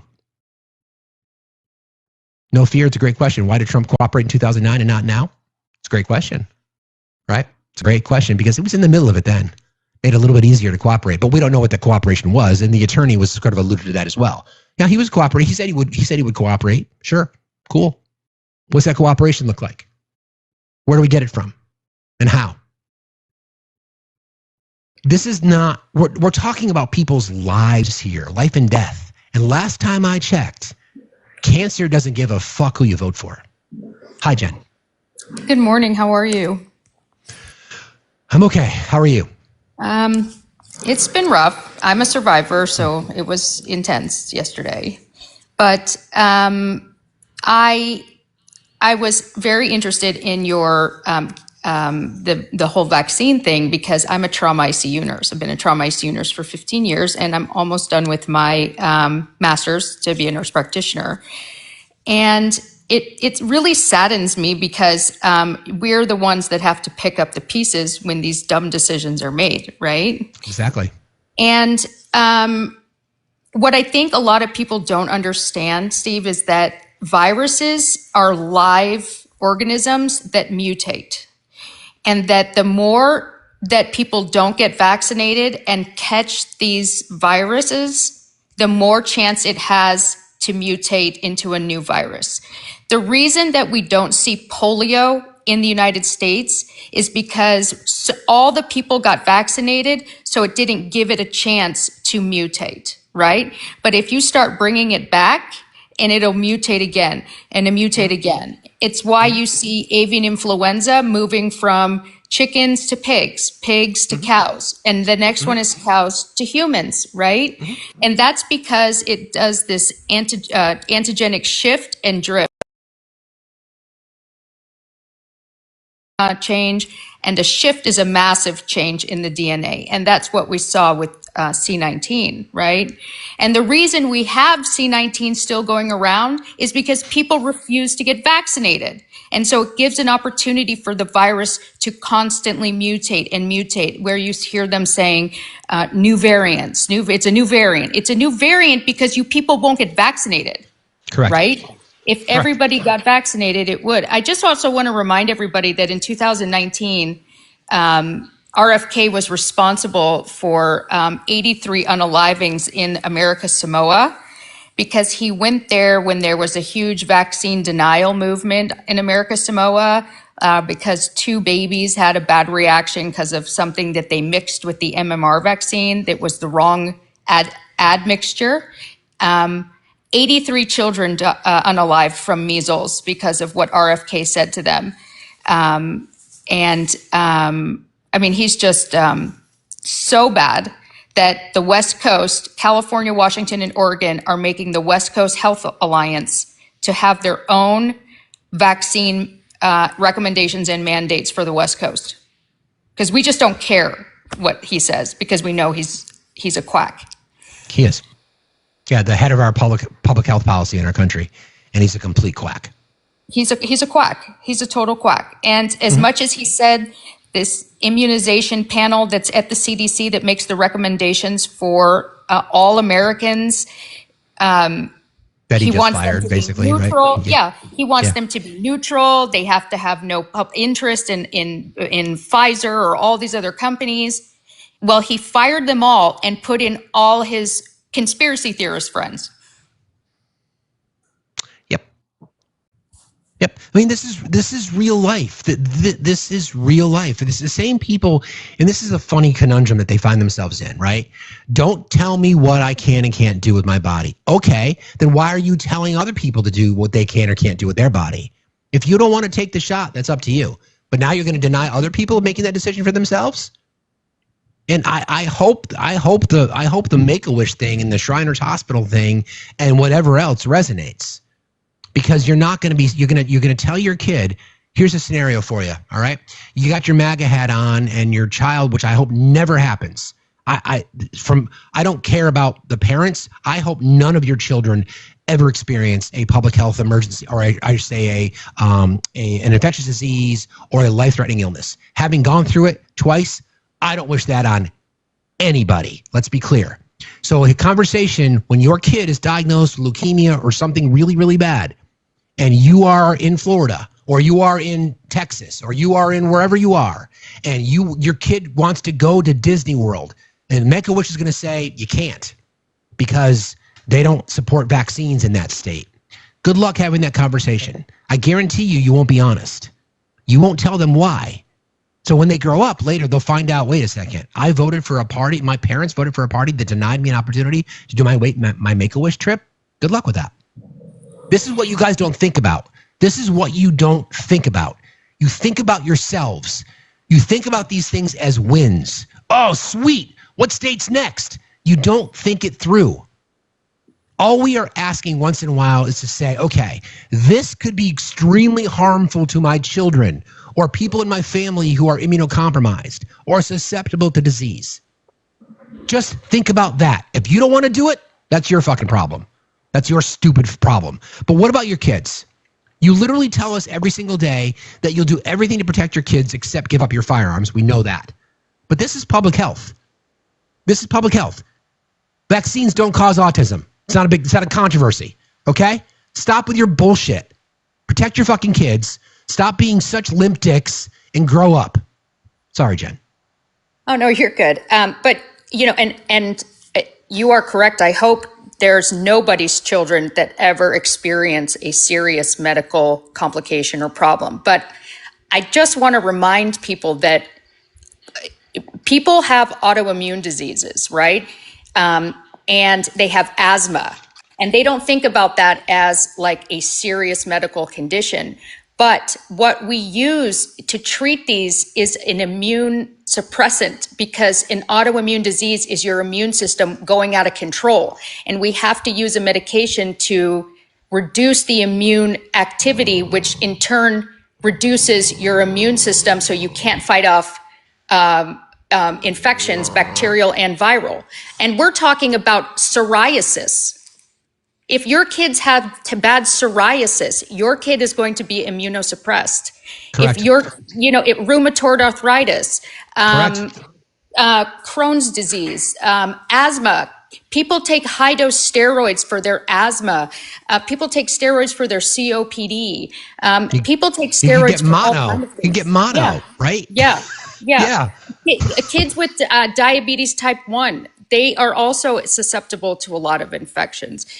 I mean, here's my thing, and then I'll drop because I know you're busy. My thing is that if we had the same kind of vaccine denial and conspiracy theory during the time of polio, imagine the same way people are thinking now back then. I mean, I just can't imagine it. It's crazy. I'm holding a free educational event with one of the ICU doctors here in my community so that people can see the difference between fact and fiction. And I called it Needle, Needle, Little Truth. And because, I mean, really, this community is the same way. And I just don't want to see our hospital overburdened with the hospitals closing in the area. We're going to be overburdened already, and we just don't have the space if we repeat this again, You're absolutely right. Thanks for jumping in as always. I appreciate you, friend. Okay. Talk to you later. Talk to you later. All right. Bye. So hold on a second. Let me just check here real quick. We got a comment from Tara. Make-A-Wish already called us yesterday to say we should reconsider our trip. There you go. what is, I never have understood that world. I've never even had a second thought in my life about upholding my responsibility when it comes to the social contract that we all live under. Proving once again that conservatives are selfish fucks. They only care about themselves. Oh, no, I'm not doing that. Well, again, proving once again that we care more about your public safety than you do. We care more about your access to food, to water, to clean air, to shelter than you do. It's just unbelievably selfish. We share resources. We drive down the same roads. We shop in the same stores. We go to the same hospitals. We go to the same movie theaters. We share. It's a community, right? No one's saying to get along, to be friends, but we do share the same spaces. Thus, there's a social contract. And now we're seeing the effects. Member of our community here, Make-A-Wish already called us yesterday to say that we should reconsider our trip. For one reason and one reason only. The anti-vax bullshit. Yeah. Let me play that sound for you because it's telling. And then we'll go back and we'll revisit our we'll do a status check. So the first sound you're going to hear is the Florida Surgeon General. His name is Dr. Joseph Ladapo, and he's announcing, and you can hear the crowd cheering. This is wild to me. Well, speaking of vaccines, the Florida Surgeon General today announced they're moving to end all vaccine mandates in the state. What more do we know about that? Yeah, this just happened. The Surgeon General had a press conference, and some of the language he used to justify his reason for eliminating these vaccine mandates is disturbing. Let's take a listen. Who am I to tell you what your child should put in your body? I don't have that right. Your body is a gift from God. What you put into your body is because of your relationship with your body and your God. I don't have that right. Government does not have that right. The government does have that right. I'm sorry, but the government does. Again, we live with a social contract in place, which means we all have a responsibility to protect society. And a simple fucking way to do it is just vaccinate your kid. It's really simple. It's really simple. In the vaccine mandates to slavery. He did in the same speech. And that's what is getting a lot of attention here in that press conference. The vaccine mandates in Florida include vaccines for measles, polio, chickenpox, hepatitis B, and he can apparently eliminate some of those vaccine mandates, and others have to go to the legislature. It's not clear which. So, and again, this is why I always tell you guys you're the smartest chat on TikTok, because you're already inside my brain, okay? Does he have the same energy regarding women's reproductive health care? I can't tell you what vaccines to put in your body because that's between you and God, but I am going to tell you that women cannot have access to reproductive health care. You see what I mean about the end of the cult? You see what I mean? These are all these little examples. All these little examples. This one here. This one there. This one over here. People in Florida, I'm really sorry. I really am. This is going to be bad. And the problem is, it's because there's no dome over Florida. Maybe there should be. Francis, get out now. And anybody who we love, get out now. Maybe there should be a dome over Florida. Where's that Bugs Bunny cartoon? Remember where he cuts it off? And Florida drifts off. South America, take it away. Maybe we need to do that. I don't know. It's not like the lack of or the body's response to no vaccine is going to stay in Florida. It's going to spread. What's next?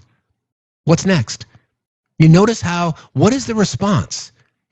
This is why this is why misinformation is so dangerous, because people will celebrate this. They will talk about this in terms, no more government overreach.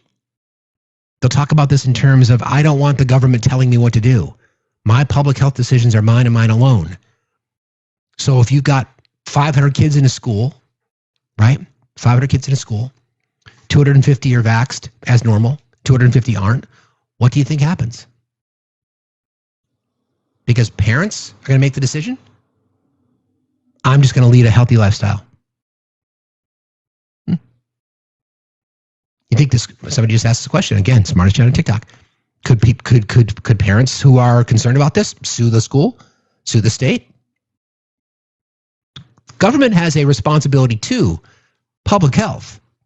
That's one of the primary principles of government, in my opinion, is to provide safety for the constituency. Public health, provide for the common defense, promote the general welfare. That's what that means. That's in the preamble to the Constitution. General welfare. That's us. We are the general welfare. There's a responsibility of government to provide protections for our society. And by not mandating vaccines in public school, or by not mandating them in places where there are susceptibility. So again, people walking around unvaxxed, exposing themselves to people who are susceptible. So the people who are immunocompromised, now their lives are challenging enough. Don't take your kid to this place. Okay, cool. Maybe if you got vaccinated, I could take my kid to that place. The fact that Disney is already Make-A-Wish is already in contact with families who want to take a Disney trip, that should tell you a lot. But they don't care. They just don't care. And that to me is probably one of the worst examples of what this rhetoric has done. Hi, Anne-Marie, how are you? I'm good. How are you? Fine, thank you. What's on your mind? I'm just I actually have I'm going to Key West next week. It was a planned trip, everything's already booked, but it will be the last time I pretty much ever go to Florida. And I don't really even like Florida that much anyways, but I liked Key West, but this will be the last time that I go. I don't even think of Key West as Florida. I think of that as I think of that as like the islands. Yeah. You know? But it's just I don't even want to take that risk. I think going next week I'll still be fine because, it hasn't really hit yet. But it will be the last time that I go until whatever happens, because I don't want to be down there. I'm fully, vaccinated and all that sort of thing, but you can't trust it. And I mean, I hate to say it, but they're really going to learn the hard way. And it's going to be devastating. Well, their kids are. Their kids are going to learn the hard way. You're right. Mm-hmm. And, and the fact is it's children that are paying for their parents' stupidity, and that's not fair. That's not right. But, I mean, there's nothing else. Can't talk to them anymore. People have been telling them this stuff since they're blue in the face. And you can't. So now it's like, well, you're going to have to fuck around, find out. Sadly. Yeah, but it is sad. I'm not happy that it will. Yeah, it's not going to just stay in Florida. They're not in a bubble, like you said. It's not. You're right. I know people that are immunocompromised. I think I have family down there that's immunocompromised. I actually hope they get out, but I don't know. So. Well, I hope they can, if that's an option for them. But thanks for jumping in today, Anne-Marie. Thank you. I appreciate you. You got have a good it. See day. you later. Bye. You too. So, no fear. I hate to have to call you out, but I'm going to call you out because you make a comment about whether or not would it be okay if a teen puts gender-affirming pills in your words in their body. I'm not a transphobic bigot, so I believe if you believe my body, my choice, then you shouldn't have a problem with it either, should you? You see how easy that is to use your own rhetoric against you? Weird, right? So weird. I haven't seen my friend Rollo in a while. Welcome back, buddy. How are you? Hey, Rollo. How's it going, man? I'm good, man. Good to see you again. How's it going? It's going. I hate to change the topic. I love what you guys are talking about, but why is it always Florida that has the worst policies, throughout the board? You know what I mean? We're talking about vaccines, and if you look at immigration, which is my thing, I mean, it's kind of like on the same level. Really, really, really bad laws and policies. I'm just wondering, if there's a salvation for our brothers and sisters in Florida. I mean, Florida used to be so the pendulum started to shift when you started to see like Miami-Dade County in South Florida, who used to be a relatively solid Democratic area of the state, started to shift a little bit. You know, they used to consider Florida purple. I don't think it's purple anymore. But if we continue to see assaults on your community and the immigrant community in general, and people just being deported off the street for no reason, maybe there are some signs that we might see a shift, because if that population in the southern part of the state shifts back or even just goes from Republican to independent, then that might be hope.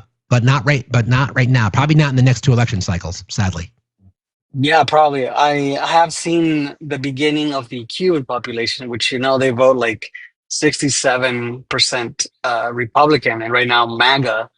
But they have gone out in protest against the deportations because the policies for immigration that Trump is passing and enforcing are deeply impacting the Cuban community in a negative way. They had like certain protections before, and now those are gone. So now Cuban people are getting put in removal proceedings. They're showing up to their immigration hearings, and where they used to be granted, asylum and protections, now they're just being denied and then being removed. You know what I mean? So I don't know, man. And they voted for that. They voted for They that. did. So, Rolo, I'm curious about this question, and this just kind of popped in my head because of something you just said. In the legal community, and I know your specialty is around immigration. In the legal community, about civil rights violations when it comes to these illegal deportations and just ICE violating people's rights, not even knowing if they're even licensed officers, not even knowing if they are law enforcement at all, just grabbing people off the street. Have you seen I know this is the legal circle, and this may be a big question, you may not have any information on this, like an uptick in civil rights lawsuits? So they're starting to come down. The problem with civil rights right now, or in this particular area, is that we have to overcome the qualified immunity, issue. And right. I don't know if you follow the qualified immunity, rulings of the Supreme Court, but instead of like helping out people, they went in favor, of the officer. So if they are within the scope of their duties, they have like really strong protections where they can't be sued personally. And I think they should, But only if they're actually law enforcement, right? I guess that was my question. Like, because people aren't identifying themselves, how do we know? How do people know? That's the issue, right? So they're not identifying themselves to the people, but if they are deputized or if they have some kind of formal, I don't know, authority, then how do you make that argument that they were acting outside of the scope of their, employment or whatever they do? If those are the directives that are coming down from the top. Now, I think there's some. I haven't kept up too much. I've been so freaking busy. I'm sure. Just trying to put out fires, trying to stay above water, and but I don't know, man. It would make total sense to me that if I have some masked strangers coming into my house, into my business, into my streets, and I don't know who they are, they're kidnapping. Because normally, if the police comes over, they're gonna say police. They're gonna have identifiers. They're gonna have body cameras. They're gonna have their faces not gonna be covered, and you don't have an argument there unless they use excessive force and all these things where you can have like lawsuits against them. Now, there are people who are being sued because of the excessive force. Now, you got to remember, and people here got to remember, that when they are coming and busting down our doors, it is because of civil violations. So when was the last time your door got busted in because you didn't pay a parking ticket? Exactly. You know what I mean? Exactly. And then some say, oh, well, it's a violation of criminal law when they cross the border. And my answer to that is, how many people were charged and found guilty in a court of law, in a federal law, of 8 USC 1325, right? Which is the misdemeanor of coming across the border unlawfully. Correct. That's the crime, but it's still a misdemeanor, and it's punishable up to $250, a fine, or up to 6 months in detention, which is the standard for maybe a Class C misdemeanor. So when you commit a misdemeanor, a Class C misdemeanor, like maybe speeding over, I think it's like 20 or 30 miles when it comes to like reckless, it turns into a reckless driving misdemeanor. Or if you don't have your insurance with you, you can't provide. I mean, that's the misdemeanor. So when was the last time they went into your door and busted your door down, dragged you down, tackled you, tased you, and then took you in to see the judge? Or didn't take you to see the judge, directly to jail and being held indeterminately because, you were speeding or because you didn't pay your insurance. I mean, that's the equivalent right now, because everything else that we're doing here, it's not a crime. It's not a crime to be in the country. It's called unlawful presence. Unlawful presence is a civil violation that has to do with immigration courts. Why are people coming in with firearms and faces covered, and then taking you into custody as if you were some kind of like vile criminal when you haven't? It's a civil offense. And that's what people don't understand. Because the majority of them are racist bigots, Rolo. We'll call it what it is. Yeah. And they see people who come here undocumented and people with more melanin in their skin as subhuman. Because their argument is, oh, well, what don't you understand between legal and illegal? And I found that the word illegal is a euphemism for subhuman, because they think that if you're illegal, then you're subhuman because you don't deserve or you don't qualify for constitutional rights.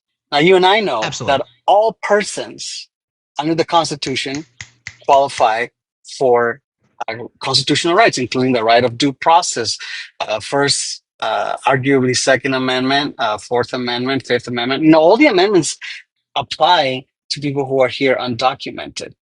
But the people who are ignorant and bigoted, they're like, well, they're illegal, therefore all of these rights that I have as a citizen, they don't qualify for because they're illegal. But if you look at the reading of the Constitution and the interpretation of the Constitution, it says all persons. So then you have to ask yourselves, when you cross the border, whether legally or illegally, do you cease to be a person? Are you no longer a person when you cross the border? The answer for a normal person should be no. You're still a person, even if you cross some arbitrary line, right? You're still a person. But I've gotten people on this app to admit that they're like, no, they're not persons. That means they're subhuman, and therefore the Constitution doesn't apply to them. I think part of it, and something you said, I think is really, really important, because so the right has been conditioned through propaganda, disinformation, and misinformation to do exactly what you just said. They equate illegal with subhuman, right? They also never really think about the fact that they don't support what the law is. They don't think someone should have their rights. They don't think the infraction of crossing the border illegally is just a misdemeanor. They think it's serious because they've been told it is. So they support ICE knocking down doorways over basically a parking ticket or a moving violation. They support that because they see. I've gone on the record. I'm not defending Mr. Garcia, Kimara Abrego Garcia. I'm not defending him. I'm defending his rights to due process. And I think everybody should look at it that way. It's not an individualistic thing. I'm not defending any one individual. I'm defending their rights. And that's what I'm hoping. That's what I'd like to think it should be, right? This is about just the messaging that they've equated what you just described as basically a moving violation, like a speeding ticket, to someone having the ability and the authorization to smash someone's doors or go to an immigration hearing because they're going through the process the legal way, right? Yeah. Is mind-boggling. I'm going to bring up Tootle because I think he's got a couple questions for you. Can you hang for a second? You got a minute? Sure. Let me just say, Sure, yeah, go you can ahead. bring him up, but let me bring this point up, and I hope people understand this. When you go to law school or you study the law, you're gonna learn about two types of crimes. It's called malum prohibitum. If anyone's seen Legally Blonde, you guys should go see that part. It's malum prohibitum and malum per se. Right? Those are the two types of crimes that are out there. Malum prohibitum, it's a criminal offense because it's prohibited, right?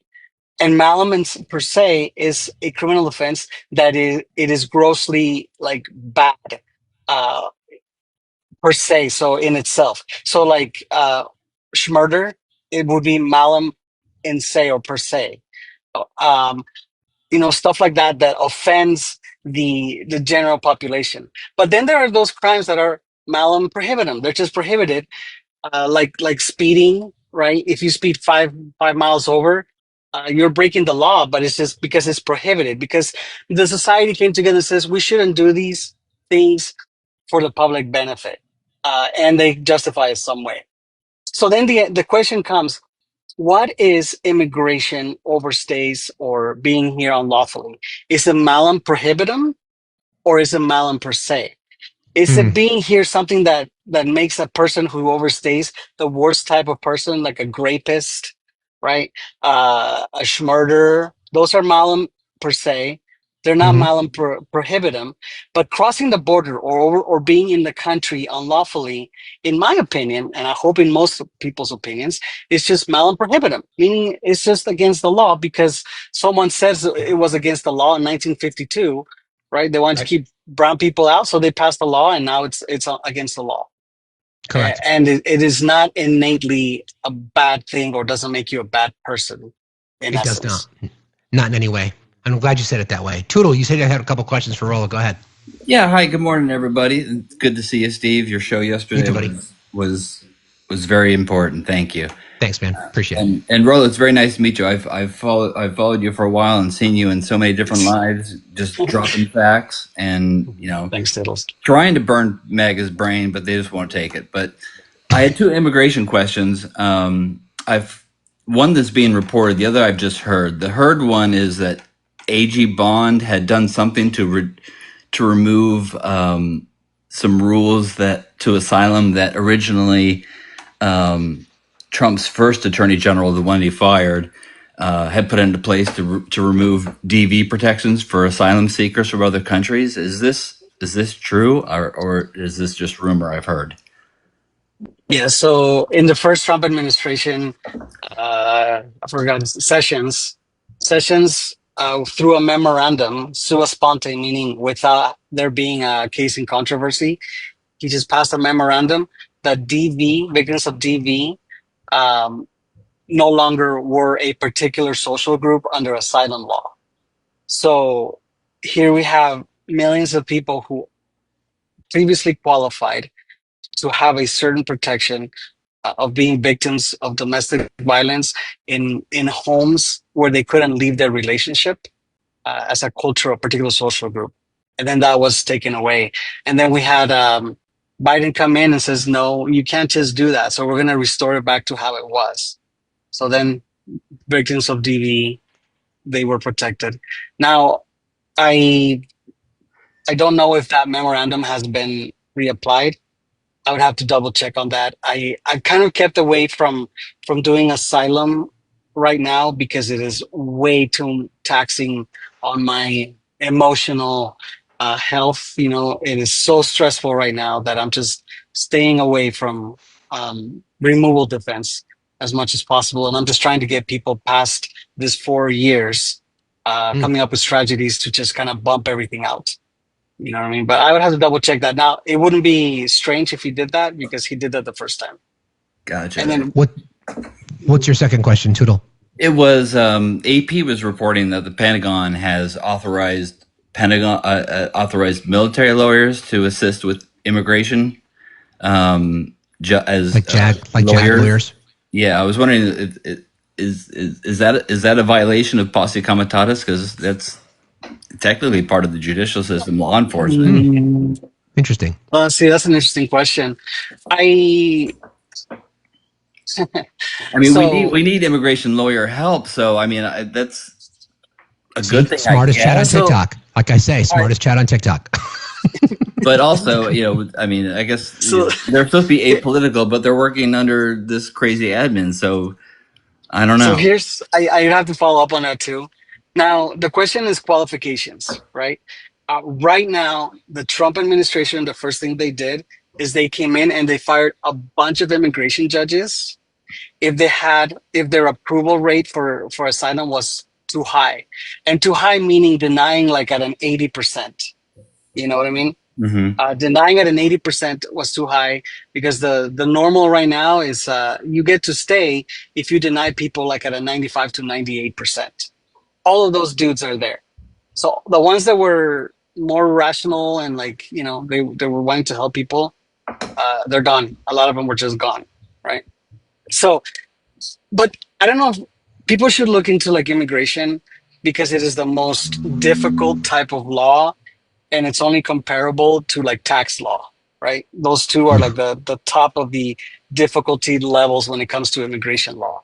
So if you're getting JAG lawyers, if you're getting like unqualified people to like take these cases, then it would be like normal for this administration to get unqualified people to do like really difficult jobs. Exactly. And the reality is that made in charge of, the chief of police. Now, is it against the law? No, because as long as you're an attorney, if you have a JD and you're barred somewhere, you can practice immigration law anywhere. So any idiot can like pretend to be an immigration attorney and go represent the government on a type of law that you have no idea about, right? Because it is so complicated. And that's what's happening right now with our judges in the immigration courts and maybe even the DHS attorneys. They're conspiring. In my opinion, they're conspiring, and they've done this for a long time. They conspire together, and then they're like unifying with ICE. So that's why you're seeing right now where people show up to their hearings. The DHS attorney says, "Oh, we are going to cancel this. We don't longer wanting to deport this person." So they move to dismiss the asylum claim under no grounds, no legal grounds to do it, just because the government can decide not to prosecute or deport the people. And then the judge is like, okay, we'll go ahead and dismiss it. Defense attorneys have no grounds to say, hey, don't try to deport my person. We want to like continue to the hearing, to the individual hearing. There's no legal ground right now that we can do that and fight the decision of the DHS attorney and then rubber stamped by the judge. So then they walk out of their immigration hearings and they don't have an asylum claim. That means they don't have like a protection against deportation while their case gets adjudicated, right? That's the only protection that asylum seekers have. So now they're just in limbo. And now they're like, it's free for all for ICE agents. And that's why they're waiting for them outside of their courts. And they're getting taken into custody, into removal proceedings.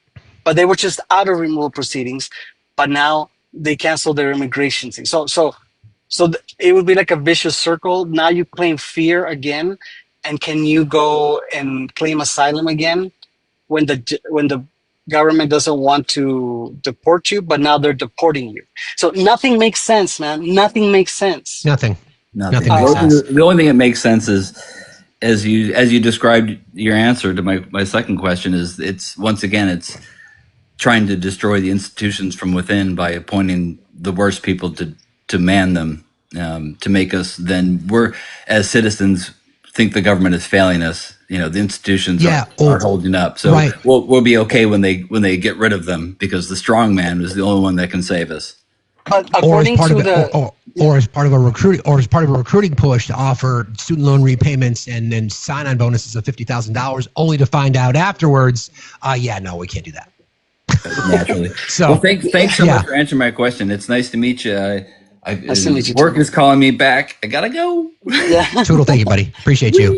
And then one, I'm not sure if you saw this, but apparently ICE has obtained access to Israeli-made spyware that can hack phones and encrypted apps. Have you heard about that? I haven't. But they're using face recognition. They're using all this crazy stuff, you know. Yeah, so the Trump administration is contacted with Paragon Solutions that gives immigration agencies access to one of the most powerful stealth cyber weapons in the world. DHS first entered the contract. It's got, let's see, the contract was put on hold pending a compliance review, and the Trump administration has released that hold. It is used by the IDF as a form of spyware to be able to hack people's phones. So there you go. There you go. Nice. I mean, that's a Fourth Amendment violation, right? That's an unreasonable seizure because they can't tap into your phone just because. I mean, we've been through this. This litigation has already happened. Silly Rolo. That's just the Constitution. Come on. That's exactly right. I mean, I don't know. I'm so frustrated. I'm so disappointed. You know, so many people have fallen off like some kind of pedestals that I used to respect, you know, in my close-knit community, friends, groups, and everything. And then they come out as MAGA, and you're like, I don't understand you. I wish I could respect you, but I just can't, you know? And it's so bad. It's so weird. Thanks for jumping in today, bro. It's good to talk to you. It's been too long. I can hear the exhaustion in your voice, but for those of you who don't follow Rolo, please do. He's out there doing the work as an immigration attorney, trying to defend the rights of people, which ultimately defends all of your rights because we live in a society of laws and we have to respect them. So I appreciate you, my friend. Thanks for jumping in today. Yeah. It's good to talk to you. Thanks for having me, man. You got it, man. Have a good See you one. later. All right, bye. Bye. Yeah, I mean, so he's right, and I love that analogy. So MAGA, that you're in the chat here. Okay, here's a question for you between me and you. Rightly, a proper comparison is illegally crossing the border. It's a civil violation comparable to a speeding ticket. Would you be okay with an army of blue-haired, masked up law enforcement agents knocking down your door and dragging you out because you got a speeding ticket? The answer is no, you would not be happy with that. And you know what? I would not want that to happen to you either, because that violates your rights. That's what we're talking about. You have been told, and I'm glad he said what he said, it's about the subhumanizing of people who are illegals. That's why they like to use the word illegals. That's why they use it. It's intentional. It's not accidental. It's intentional. Illegals. In an attempt to dehumanize people, to refer to them as if they're subhuman. That's why they do it. That's why they do it. That's why they talk about Chicago. That's why they bring up black on black crime. That's why they talk about the inner city. It's all an attempt to dehumanize people. That's why I loved what they said yesterday during that press conference for women. They said, humanize us. Humanize us. So Christian nationalists, the white supremacists that built our country that are currently operating within our government, attempt to dehumanize everyone. Think welfare queens, all that stuff, right? They talk about, poverty, gang violence. That is intentional. Chicago, inner cities, Detroit, New York, LA. It's always about communities of color for the most part, but dehumanizing anybody who's marginalized. And they do it that way by design because the mediocre white men in America fucking love it. Intersectionality. Exactly, Hawk. Thanks for saying that. It's because the mediocre white men in our country love it because they're racist. And they've benefited from white supremacy and the patriarchy. And they're not smart enough to know that they're being ripped off. They're being used. They're being taken advantage of as the current administration is enriching themselves, punishing them, taking away their health care, taking away their SNAP benefits so their kids can eat, cutting funding for cancer research in case their kid gets sick, that money goes away. I've talked about this publicly. My daughter was a recipient of federal fundings in support of the type of cancer that she had. Okay? Her cancer was unique, quite unique, especially when it recurred the second time. Federal funding, research grants led to the treatment plan that she was on that saved her life. Okay? That's real-time effect. Your focus has been on people that you're told to hate. It's always been that way. Conservatives have always been the problem. Again, people on the left will see 100 people, and we want to make sure that everyone eats, even if one person doesn't deserve it. On the right, there'll be 100 people, and you won't feed any of them in case one person doesn't deserve it. It's just a fundamental difference. What kind of society do you want? It's just a fundamental difference. You want to blame everybody. I want to blame the people that are ripping you off. I want to blame them because they're ripping us off too. You want to blame the people below you. You want to blame black people, brown people, gay people, trans people, women. Look, it's one thing after another. You just want to find somebody to blame for your own mediocrity. Get fucking over it. Take a step back and be like, shit, was that guy, that handsome devil with the silver hair, was he right about anything? Maybe. Maybe I was. Maybe a little bit. Maybe a little bit. All it would take, mediocre MAGA men, is to paint your nails. That is the key to your salvation. It will free your soul. I promise. We'll sell you the microchip infused fingernail polish so that we can track you wherever you go. The boat. Yeah, the boat they blew up off the coast of Venezuela to try to distract. I mean, just think about it. Let's have a thought experiment here, okay? Here we are. What our friends on the right don't ever consider is that their children exist in the same spaces that our children exist. Okay? Our children, the collective left, right? The collective left, whether you're a social democrat, a progressive, a communist, a moderate Democrat, whatever that might be. By and large, that group of people under the umbrella of kindness and empathy support progress, right? That group of people. We're in the same communities that you are, right? Our kids overall are doing better than your kids. Why is that? The states that vote Democratic leadership are doing better than your states. Our education rates are higher. We have lower rates of maternal mortality. We have lower rates of poverty. We have lower rates of infant mortality. We have higher economic output, GDP. We have lower rates of crime.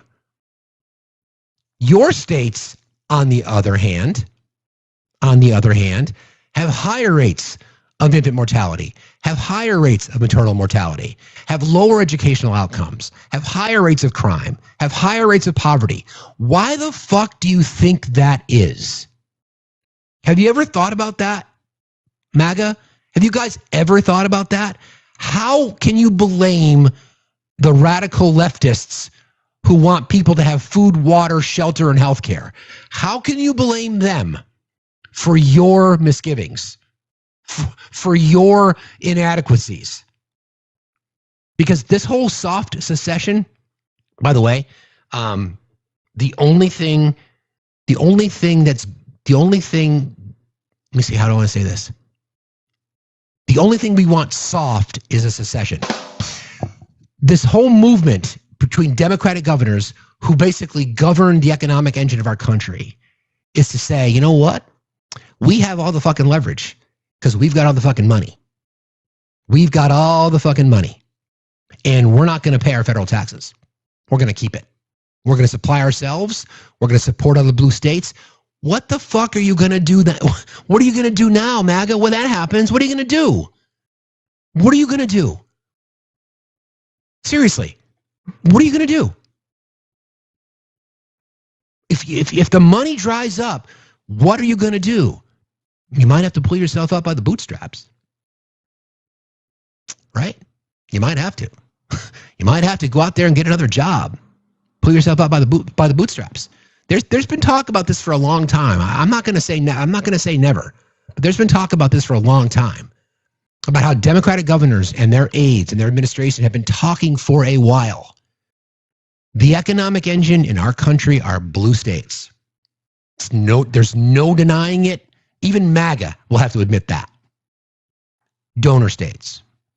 The bulk of federal revenues generated into our federal government come from blue states, and the overall output come from red states. Is they take more than they give, plain and simple. Okay. So if that spigot dries up, what are you going to do? Do you think if this became a divided country, blue versus red, what countries in the world, which divided America do you think countries around the world would want to negotiate trade deals with? They'd want to negotiate trade deals with the states that have money. They'd be like, okay, California or West Virginia? I'm going to go with California. Okay, New York or Kentucky? I'm going to choose New York. Et cetera, et cetera, et cetera, et cetera. What are you guys going to do? What are you going to do? The red states are going to be the blue states' bitches, just so you know. We're going to be bossing your ass around. You'll be knocking at the door. May I have alms for the poor, sir? Get the fuck out of here. Throw some table scraps. Keep them employed. Keep the foot on their head as we mock you. Because this is what you signed up for. Because you were unwilling to accept who the real predators were, aside from the people in your party. Who the real criminals were, the billionaire class that you support. Who the real people were that were stealing from you. We've been telling you for years. We watch it happen. You ignored it. Yes, please, sir, may I have some more? Please, sir, please. Thank you, sir, may I have another? It's true. When the money dries up, what are you going to do? What are you going to do? You think Rocket City, Huntsville, Alabama, that has one of the highest crime rates in our country, lowest graduation rates, highest rates of poverty, what are you going to do? Agreed. All the reservations absolutely should be part of our soft secession. No doubt about it. What are you going to do? I hope it happens. This is the kind of change we want. I've talked about this with you guys before. I believe in an economic civil war. I think it's inevitable. I think it's going to happen. I think it's going to happen. So depending on where you are, depending on where you live, you want the states' rights. You're all about states' rights. If Florida can say Florida says, you know what? We are no longer going to mandate vaccines. California's going to say, fine, we're no longer going to send federal taxes to the government. How do you navigate through that? I'd love to shed the red states like a snake sheds its skin. Say that 3 times fast. It's true. Do you want to deny it? Do you want to deny that reality? That California is the 4th largest economy in the world? In the world. Okay? Like the world that no one knows about, according to Mr. Trump. What's going to happen? What's going to happen when we build walls around the blue states and we make you pay for it? In fact, you'll be our workers. Yeah. All you mediocre white men who've been bitching and moaning, who are so afraid of everything, afraid of brown people, who bust their fucking ass, who work 10 times harder than you ever will. You're the ones that are getting the bulk of welfare. You're the ones that are the largest recipients, aside from corporations. In our country, corporations are the biggest recipients of welfare, soon followed by red states. Don't believe me, I don't care. Just don't believe me. It's wild. But this is where we are. We are in an environment now where we have a person in the White House who's a bona fide fucking predator. No doubt about it. And people in his community, in his circle, including Mike Johnson and others, are protecting him because they know that if the truth comes out, they're implicated too because they've gone all in on the lie. and all people on the left want. I want everybody, from every citizen from far eastern Siberia to far western Alaska and everywhere in between to be guaranteed health care, food, water, and shelter. That is so radical. Oh my God. I can't believe I just said that out loud. Can you imagine how radical that is? Once again, proving that we care more about them than they do. I want every citizen on earth to have access to health care, food, water, and shelter.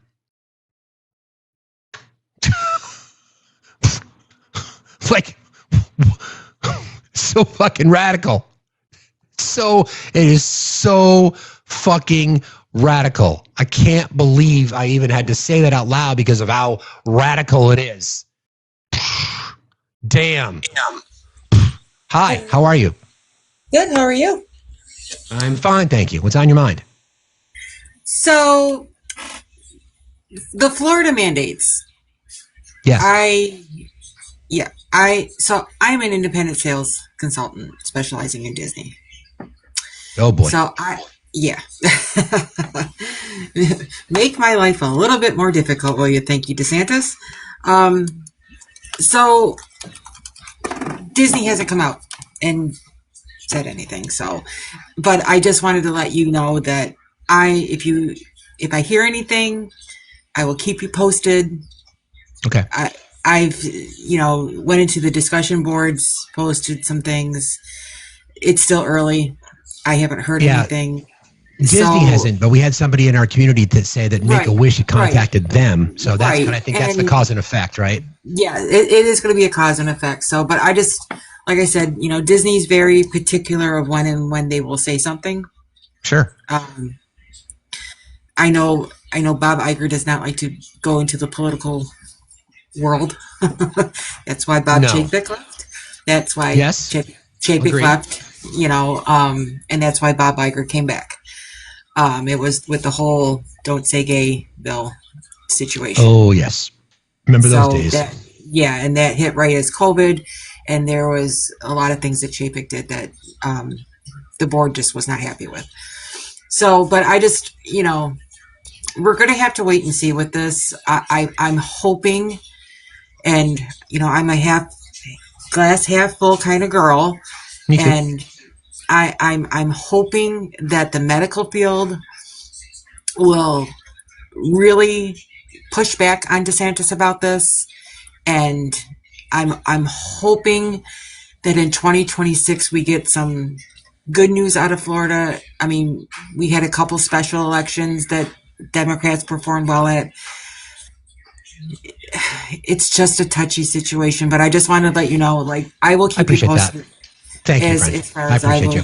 Yeah, so just, go to Disneyland, go on the cruises for right now, I guess. Else. Yeah, come to Vermont that doesn't exist, spend your money, then leave. But thank you. I love you. Right? But not in the winter. Not in the winter. I'm a Michigan girl. Oh yeah, come in the winter. Oh yeah. I don't like Michigan winter. Well, and yours are a little bit longer. Thank you for jumping in today. I appreciate you as always. Welcome. I'll talk to you later. All right, bye. Bye. So let me just check something here real quick. Okay. I saw this. U.S. initial jobless claims rise to highest level since June. So there's now more jobs than unemployed people, or more open jobs than unemployed people. I'm going to play you guys a little sound here, and I'm going to take a quick little break, and I'll be right back. Well, just listen to this. I won't spoil it. I think you'll enjoy it. I'll be right back. This is Trump without Trump. You won't have to see his face or hear his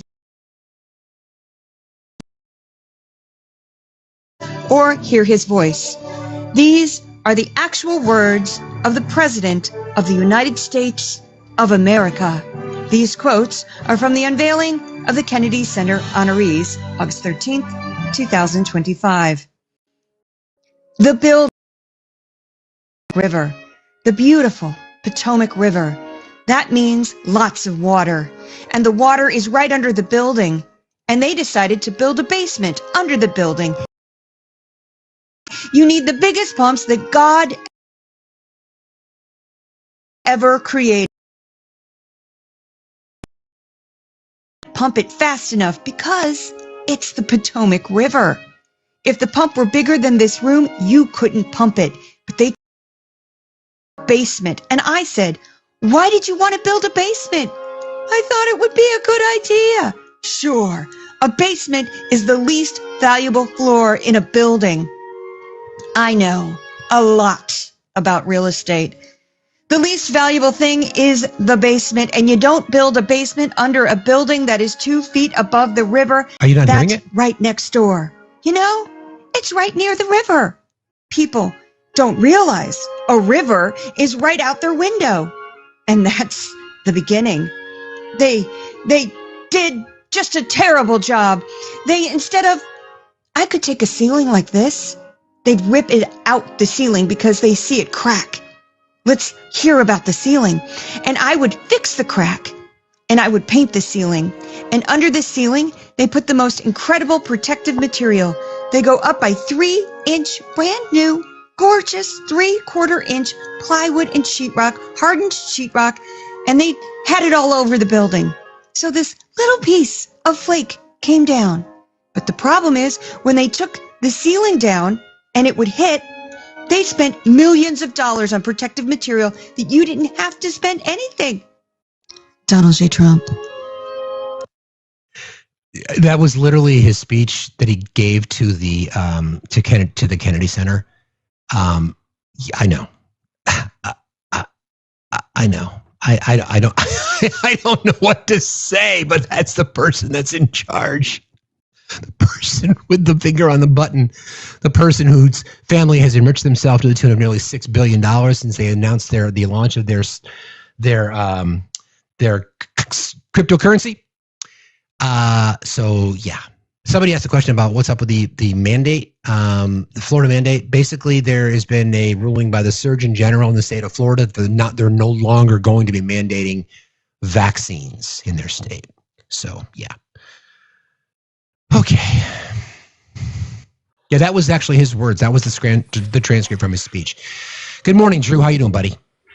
Hey, good morning, Steve. You know, the 5G in your vaccines, every time you get up and walk away, it messes with the audio. So you got to keep that 5G from your vaccines close to the. I forgot. It's in my fingernails every time I leave. That must be the issue. Yep. How you doing today, brother? I am, you know, I just wanted to, because I wanted to thank you for yesterday morning, and I wanted, and not necessarily, and actually not you, sorry, not you, but the women who came up and spoke yesterday, and also you for giving them the platform to do so. But I was so angry, and I'm usually not angry after your lives, but I was so angry yesterday after the juxtaposition of hearing the stories from these women who share our space on a daily basis and the things they've gone through, and not just the things they've gone through, but the way they continue to be harmed after the fact by a system that just doesn't, like you always say, listen to women.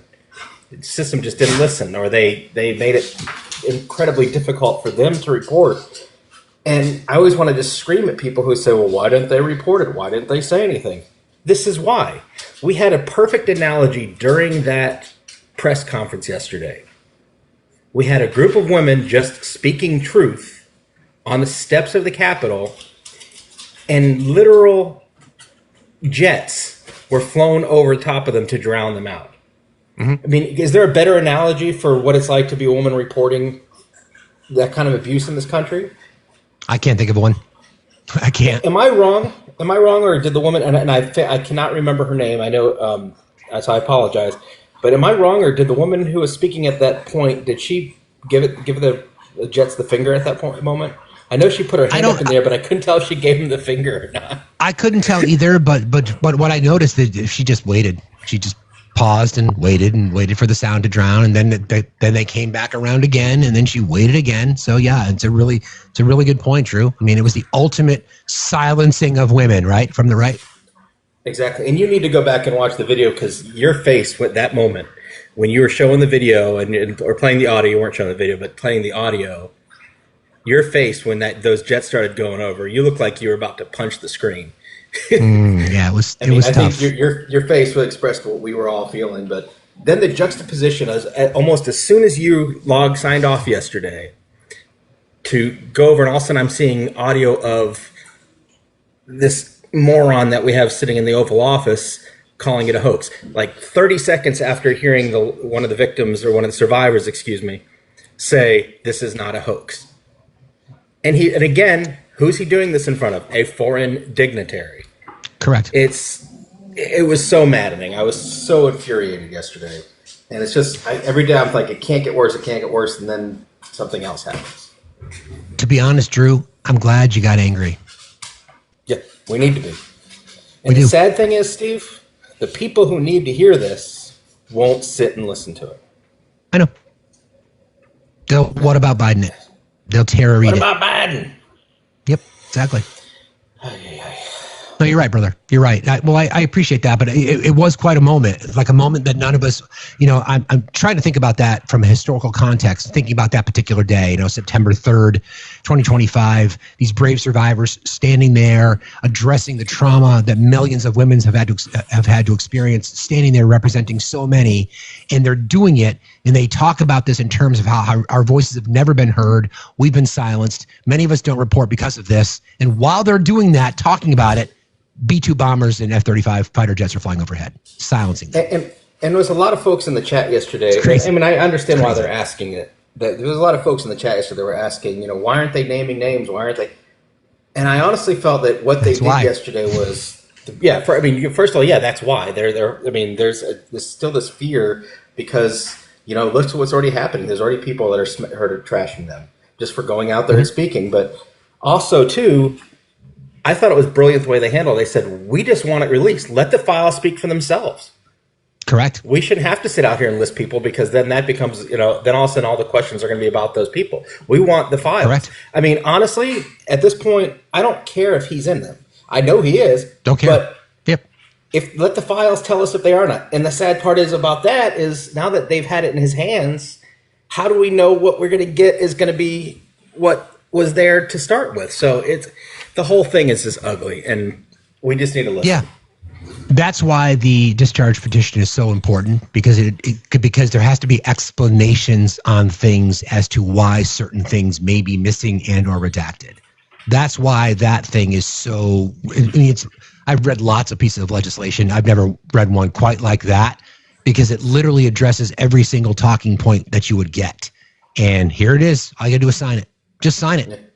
Just sign it. I had to take several showers yesterday because I found myself agreeing with Marjorie Taylor Greene.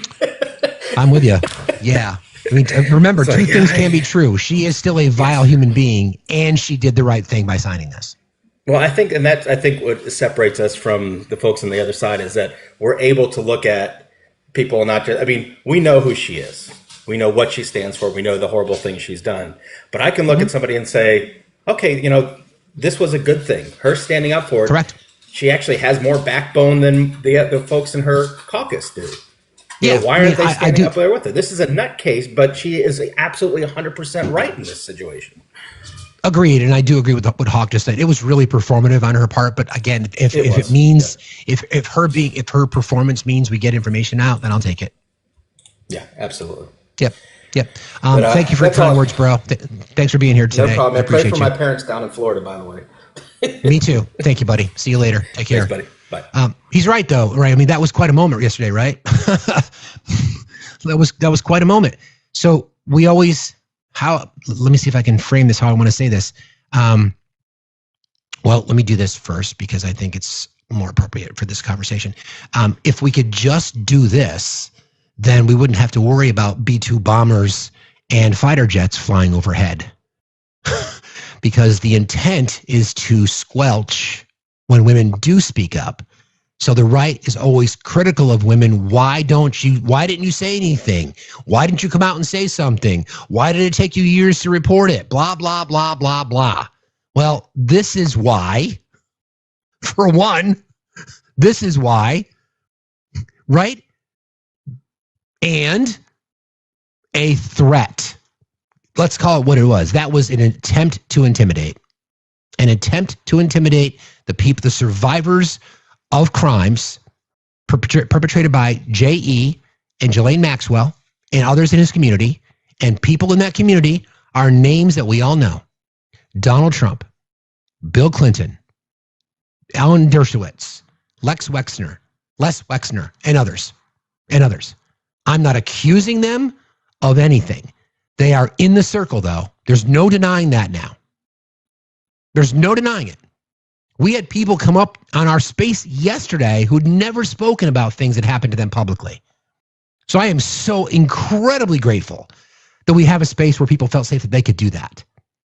And we get the President of the United States, the Commander-in-Chief, coincidentally, it was just happened to be like a maintenance run.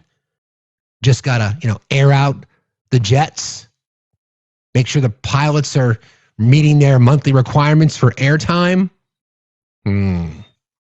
That's probably okay in your world too, right, MAGA? That's probably fine. Nothing to see here. Probably.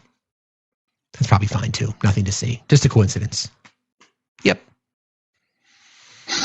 Nothing to see. Hello, June. How are you today? Oh, hello. June? Hi. Hi.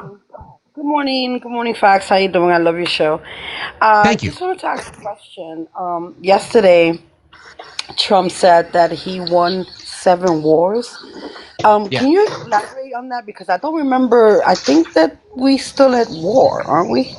Aren't the Ukraine, Russia, and Yeah, exactly. Well, he's claiming that he ended the wars like between like border wars, Congo and Rwanda, and India, Pakistan. He's claimed about all these wars, and in many cases, there were potential like preliminary conversations to either initiate a ceasefire, but there's some border skirmishes. So all these claims, all these things that he keeps holding on to, just are more lies. Didn't happen.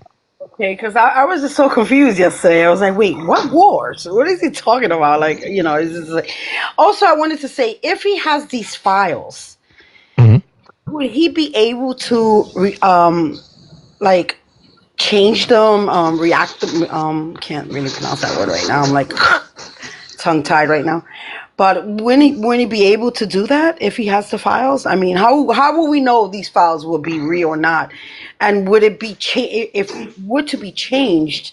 Wouldn't it be something that people would notice that it was changed in any way? So it's a fair question. So I think the word you're looking for is redact. I think that's the word you're looking for. So, yeah, no problem. So it's a fair question because I'll answer it in 2 different ways. People who support Donald Trump will not believe anything unless he tells them that it's true or that it's a lie. So he'll tell them it's fake. He'll tell them you can't trust the media. He'll tell them that you can't trust job numbers, et cetera, et cetera, et cetera.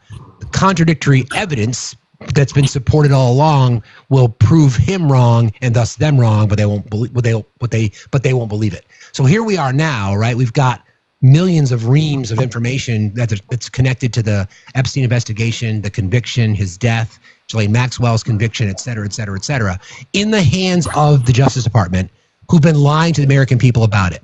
That's why this discharge petition is so important, because this discharge petition that we want to get signed addresses any inconsistencies, I guess you can say, right? Because if something is missing, they have to explain why it's missing. Like if they're submitting victims' statements, they have the victims. They can go to the survivors and say, "Is this true?" And then you have this paper trail. That's why they don't want it released. That's why, because they have no cover otherwise. Does that make sense? That makes sense. Yes, that makes much more sense. Much more sense. Thank you. My pleasure. Thank you for jumping in today. I appreciate your support. Have a good day. I love you guys. Bye. Thank you. Bye.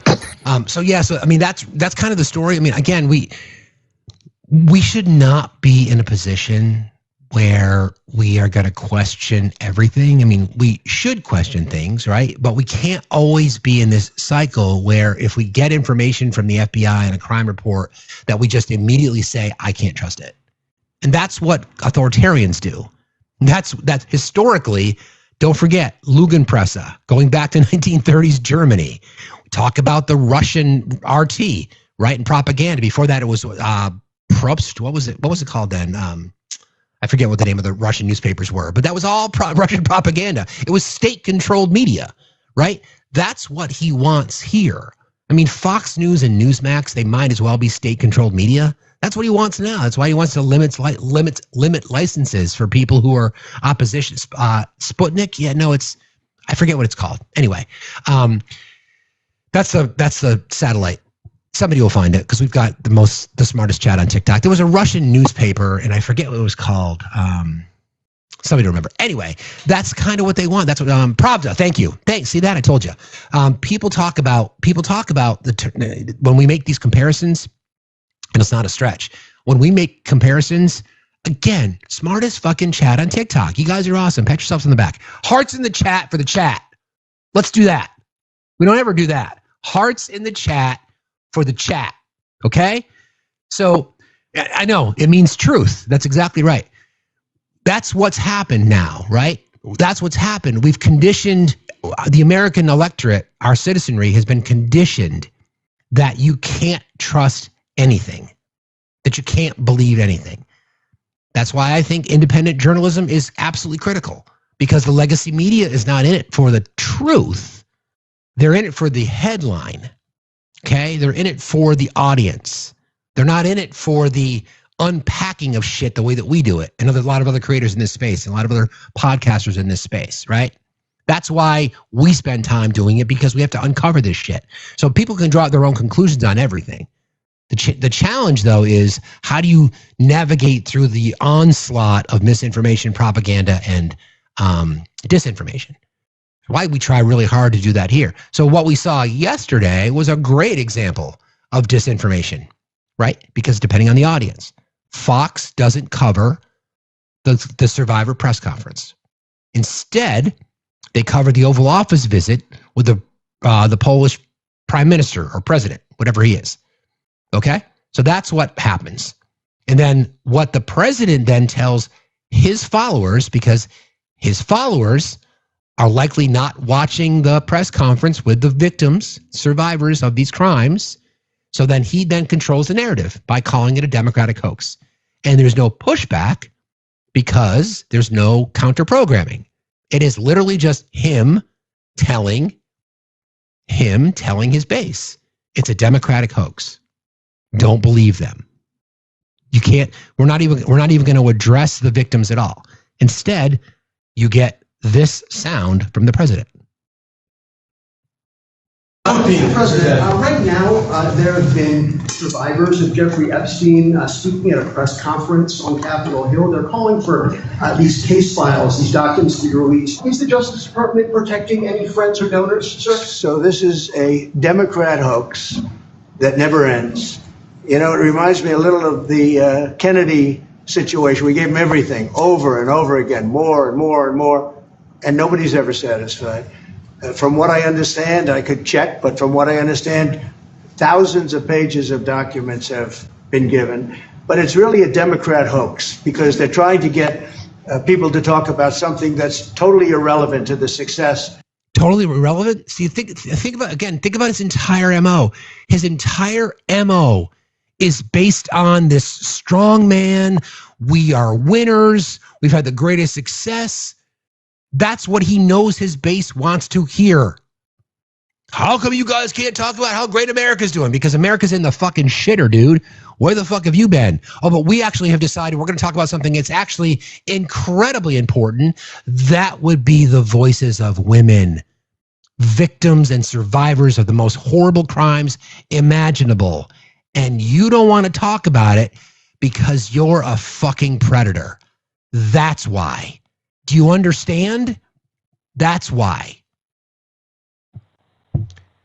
Navy Vet, how are you today, friend? Good to see you. I am doing good. The input I have, I mean, I understand why you're saying it, but the input I have is until men and government stops looking at women as property, they're not going to believe women. That is our problem, is because they think women and children are property. Yep. Exactly. That's the patriarchy. That's misogyny. That is the nuclear family. You know, you bend the knee. That's the church speaking. No doubt about it. It's all men until it's no men. Right. You're right, bro. Yeah. Thanks for having me up. I appreciate you. Always appreciate you. Have a good day. Bye. Simple as that. Simple as that. And that's why they are so intimidated by women. That's why they are so intimidated. They're not used to being put in their place. They're not used to being told to shut the fuck up. Speaking of women who tell men to shut the fuck up all the time. Hi, Victoria. Hi. You know, I'm happy to tell any man who wants. I'll feed your kinks if you need it. Yeah. I just think this whole conversation. I was listening to you yesterday, but I was a tad bit triggered, so I decided not to hop up. As a victim myself, as someone who's heard all this same bullshit my entire life. And the thing that I said on a live yesterday, and I'm going to say it here too. We know that JE kept people in his peripheral or in his circle that didn't have anything to do with this. Whether they knew or didn't know isn't the point. Predators use people as commodities. They use people to bolster up so that those people will come to their defense when they get caught. We see this often, all the way down, all the way down you'll see this in churches or in your neighborhoods, because realistically, the person who's going to assault your child is already in your group. And they're utilizing their relationship, so that, when that happens, everyone's going to be like, well, they're a really good dude. They have this wife, they have this family, they have all these friends, they're successful. Why would you think that? Or they use those same people to attack the victims. We've witnessed this on this app when we've called out predators, where the predator themselves starts responding and thrashing around, calling people liars, saying that we're just trying to get in their pants and we were whatever. This is normal behavior for predators. And what he is saying, what Trump is saying right now, whether he helped or not, is that he is his complicit and has done something. He says it all the time. The hoax thing is it's just smoke to be like, hey, look away from this. And we're not going to. You started this shit. And for the people asking why I didn't say JE's name, that's because the app doesn't like his name. And it's weird. It's really weird. I slip all the time, and Jess kicks me in the shins, but that's a different conversation. Speaking of kinks, I'm just saying. But I mean, this is that thing. And, the best part is to start believing victims. Believe people. Steve and I've talked about this offline. It's really terrifying as a victim to be like, hey, this shit's happening. You can attest to it when you're like, I've come in contact with something. I'm terrified that I'm going to lose not only my entire friend group, my platform, whatever is happening, because you're sitting there thinking, the rule is that you're not going to believe me. The rule is that you're going to tell me that I'm lying. I'm making it up. I just don't have a good sense of humor. I'm this, I'm that. I was asking for it. That's the rule. The exception is being believed. And I'm lucky enough to know this beautiful man, and a few others who believe. And that's all it starts with. So dudes, if you're listening, you're watching, you're whatever, believe women. You want to be a safe place? Don't say you're a safe place. Show us you're a safe place. If you're walking down the road and you see a woman going for a run, cross the road. Cross the road and show her that you respect her bodily autonomy. You respect her space. You understand what she is dealing with.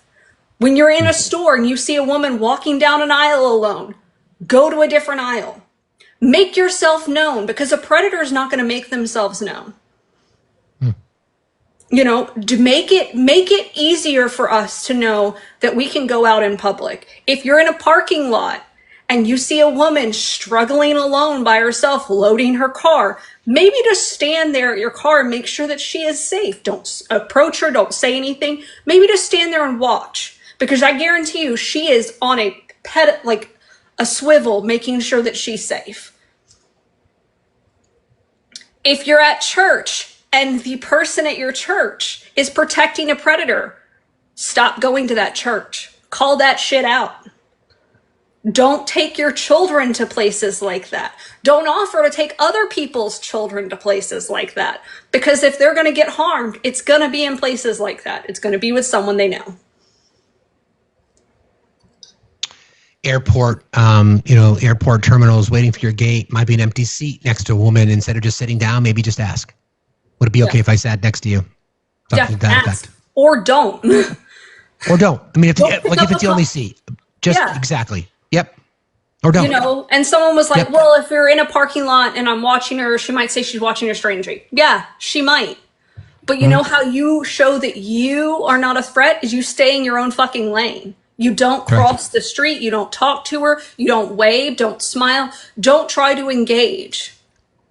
Because, there is a predator here in town that lives in my town that rides a bike, known by everyone. You know how he picks his victims? If you smile. I don't smile. I can't even smile. Because if you smile and wave back, you're more likely to be amenable.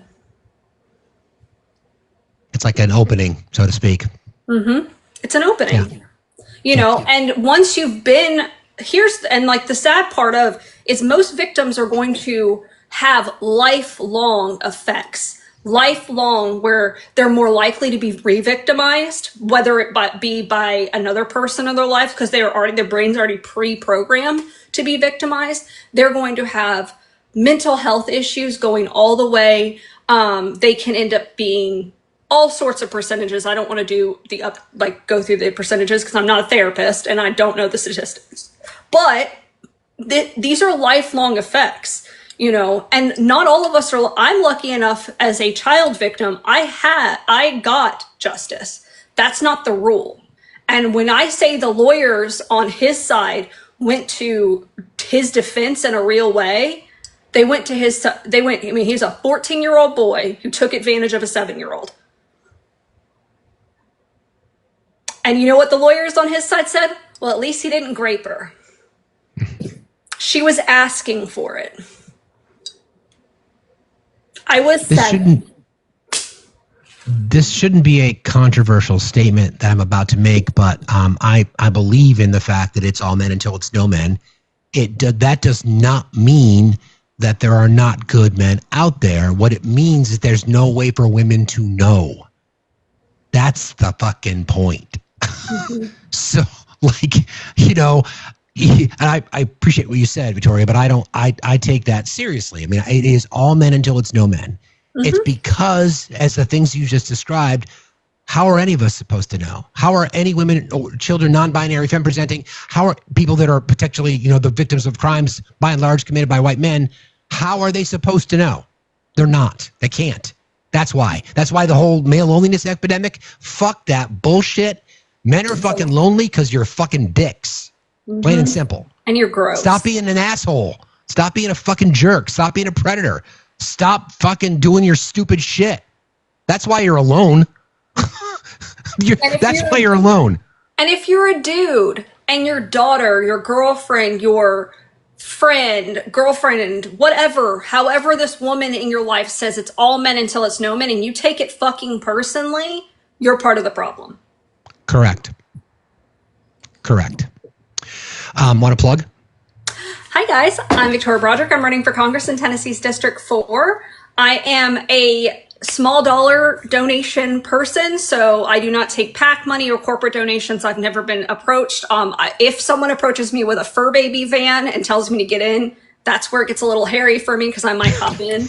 But guys, I'm a working class mom. I work full time. I am running a congressional campaign with a small, amazing team.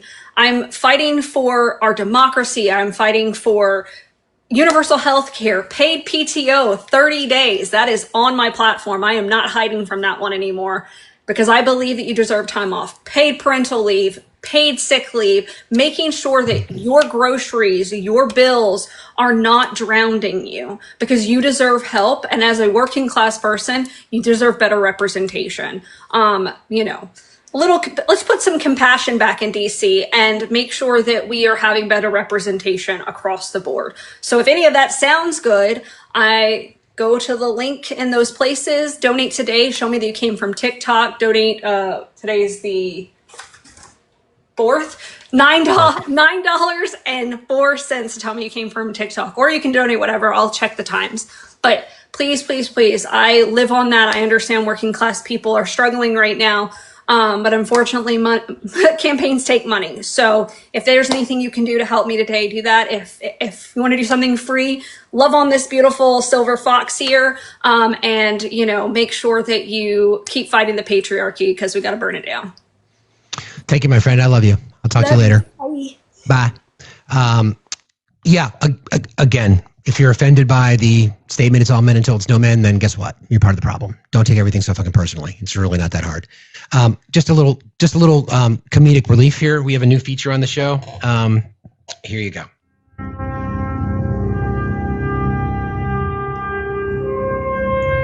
These are MAGA's words of wisdom.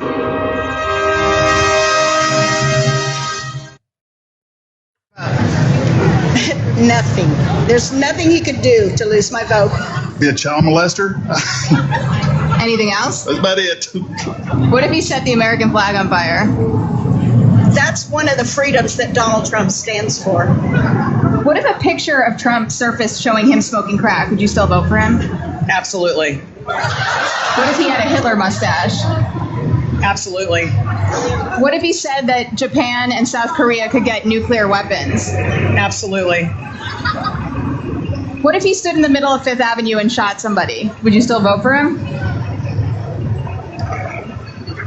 Absolutely. Even if he got a tattoo on his forehead that said, "Sit here, ladies"? Absolutely. What if he turned out to have a tattoo of a swastika on his shoulder?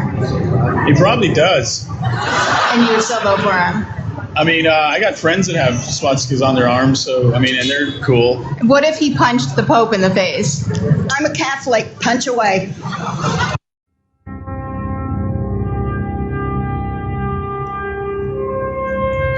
These are MAGA's words of wisdom. Yeah. Okay. So I got a wrap for today, friends. Heading east, going to hang out with Obi and our wife. No show tomorrow. Sorry about that. I apologize. Actually, hold on. I'll do this real quick. I see he just jumped in. I guess he canceled his request. He changed his mind. That's fine. So no show tomorrow. Probably no Facts After Dark tomorrow night. By the way, Kipper, come here. Kipper, come here. Come here, buddy. Kipper, come here. Hold on a second. Come here. This guy right here turns 2 tomorrow. This guy turns 2 years old tomorrow. So Kipper's birthday is tomorrow. He's going to be 2. He'll get spoiled rotten by myself and my daughter. So I love you guys. It's been an emotional week. I really, really appreciate y'all hanging in there. Thank you, mods. You guys are the most amazing people on planet Earth. Smartest chat on TikTok. I don't know who we're going to raid, but just go out and whoever it is, just please go out and raid them and tell them that we love you.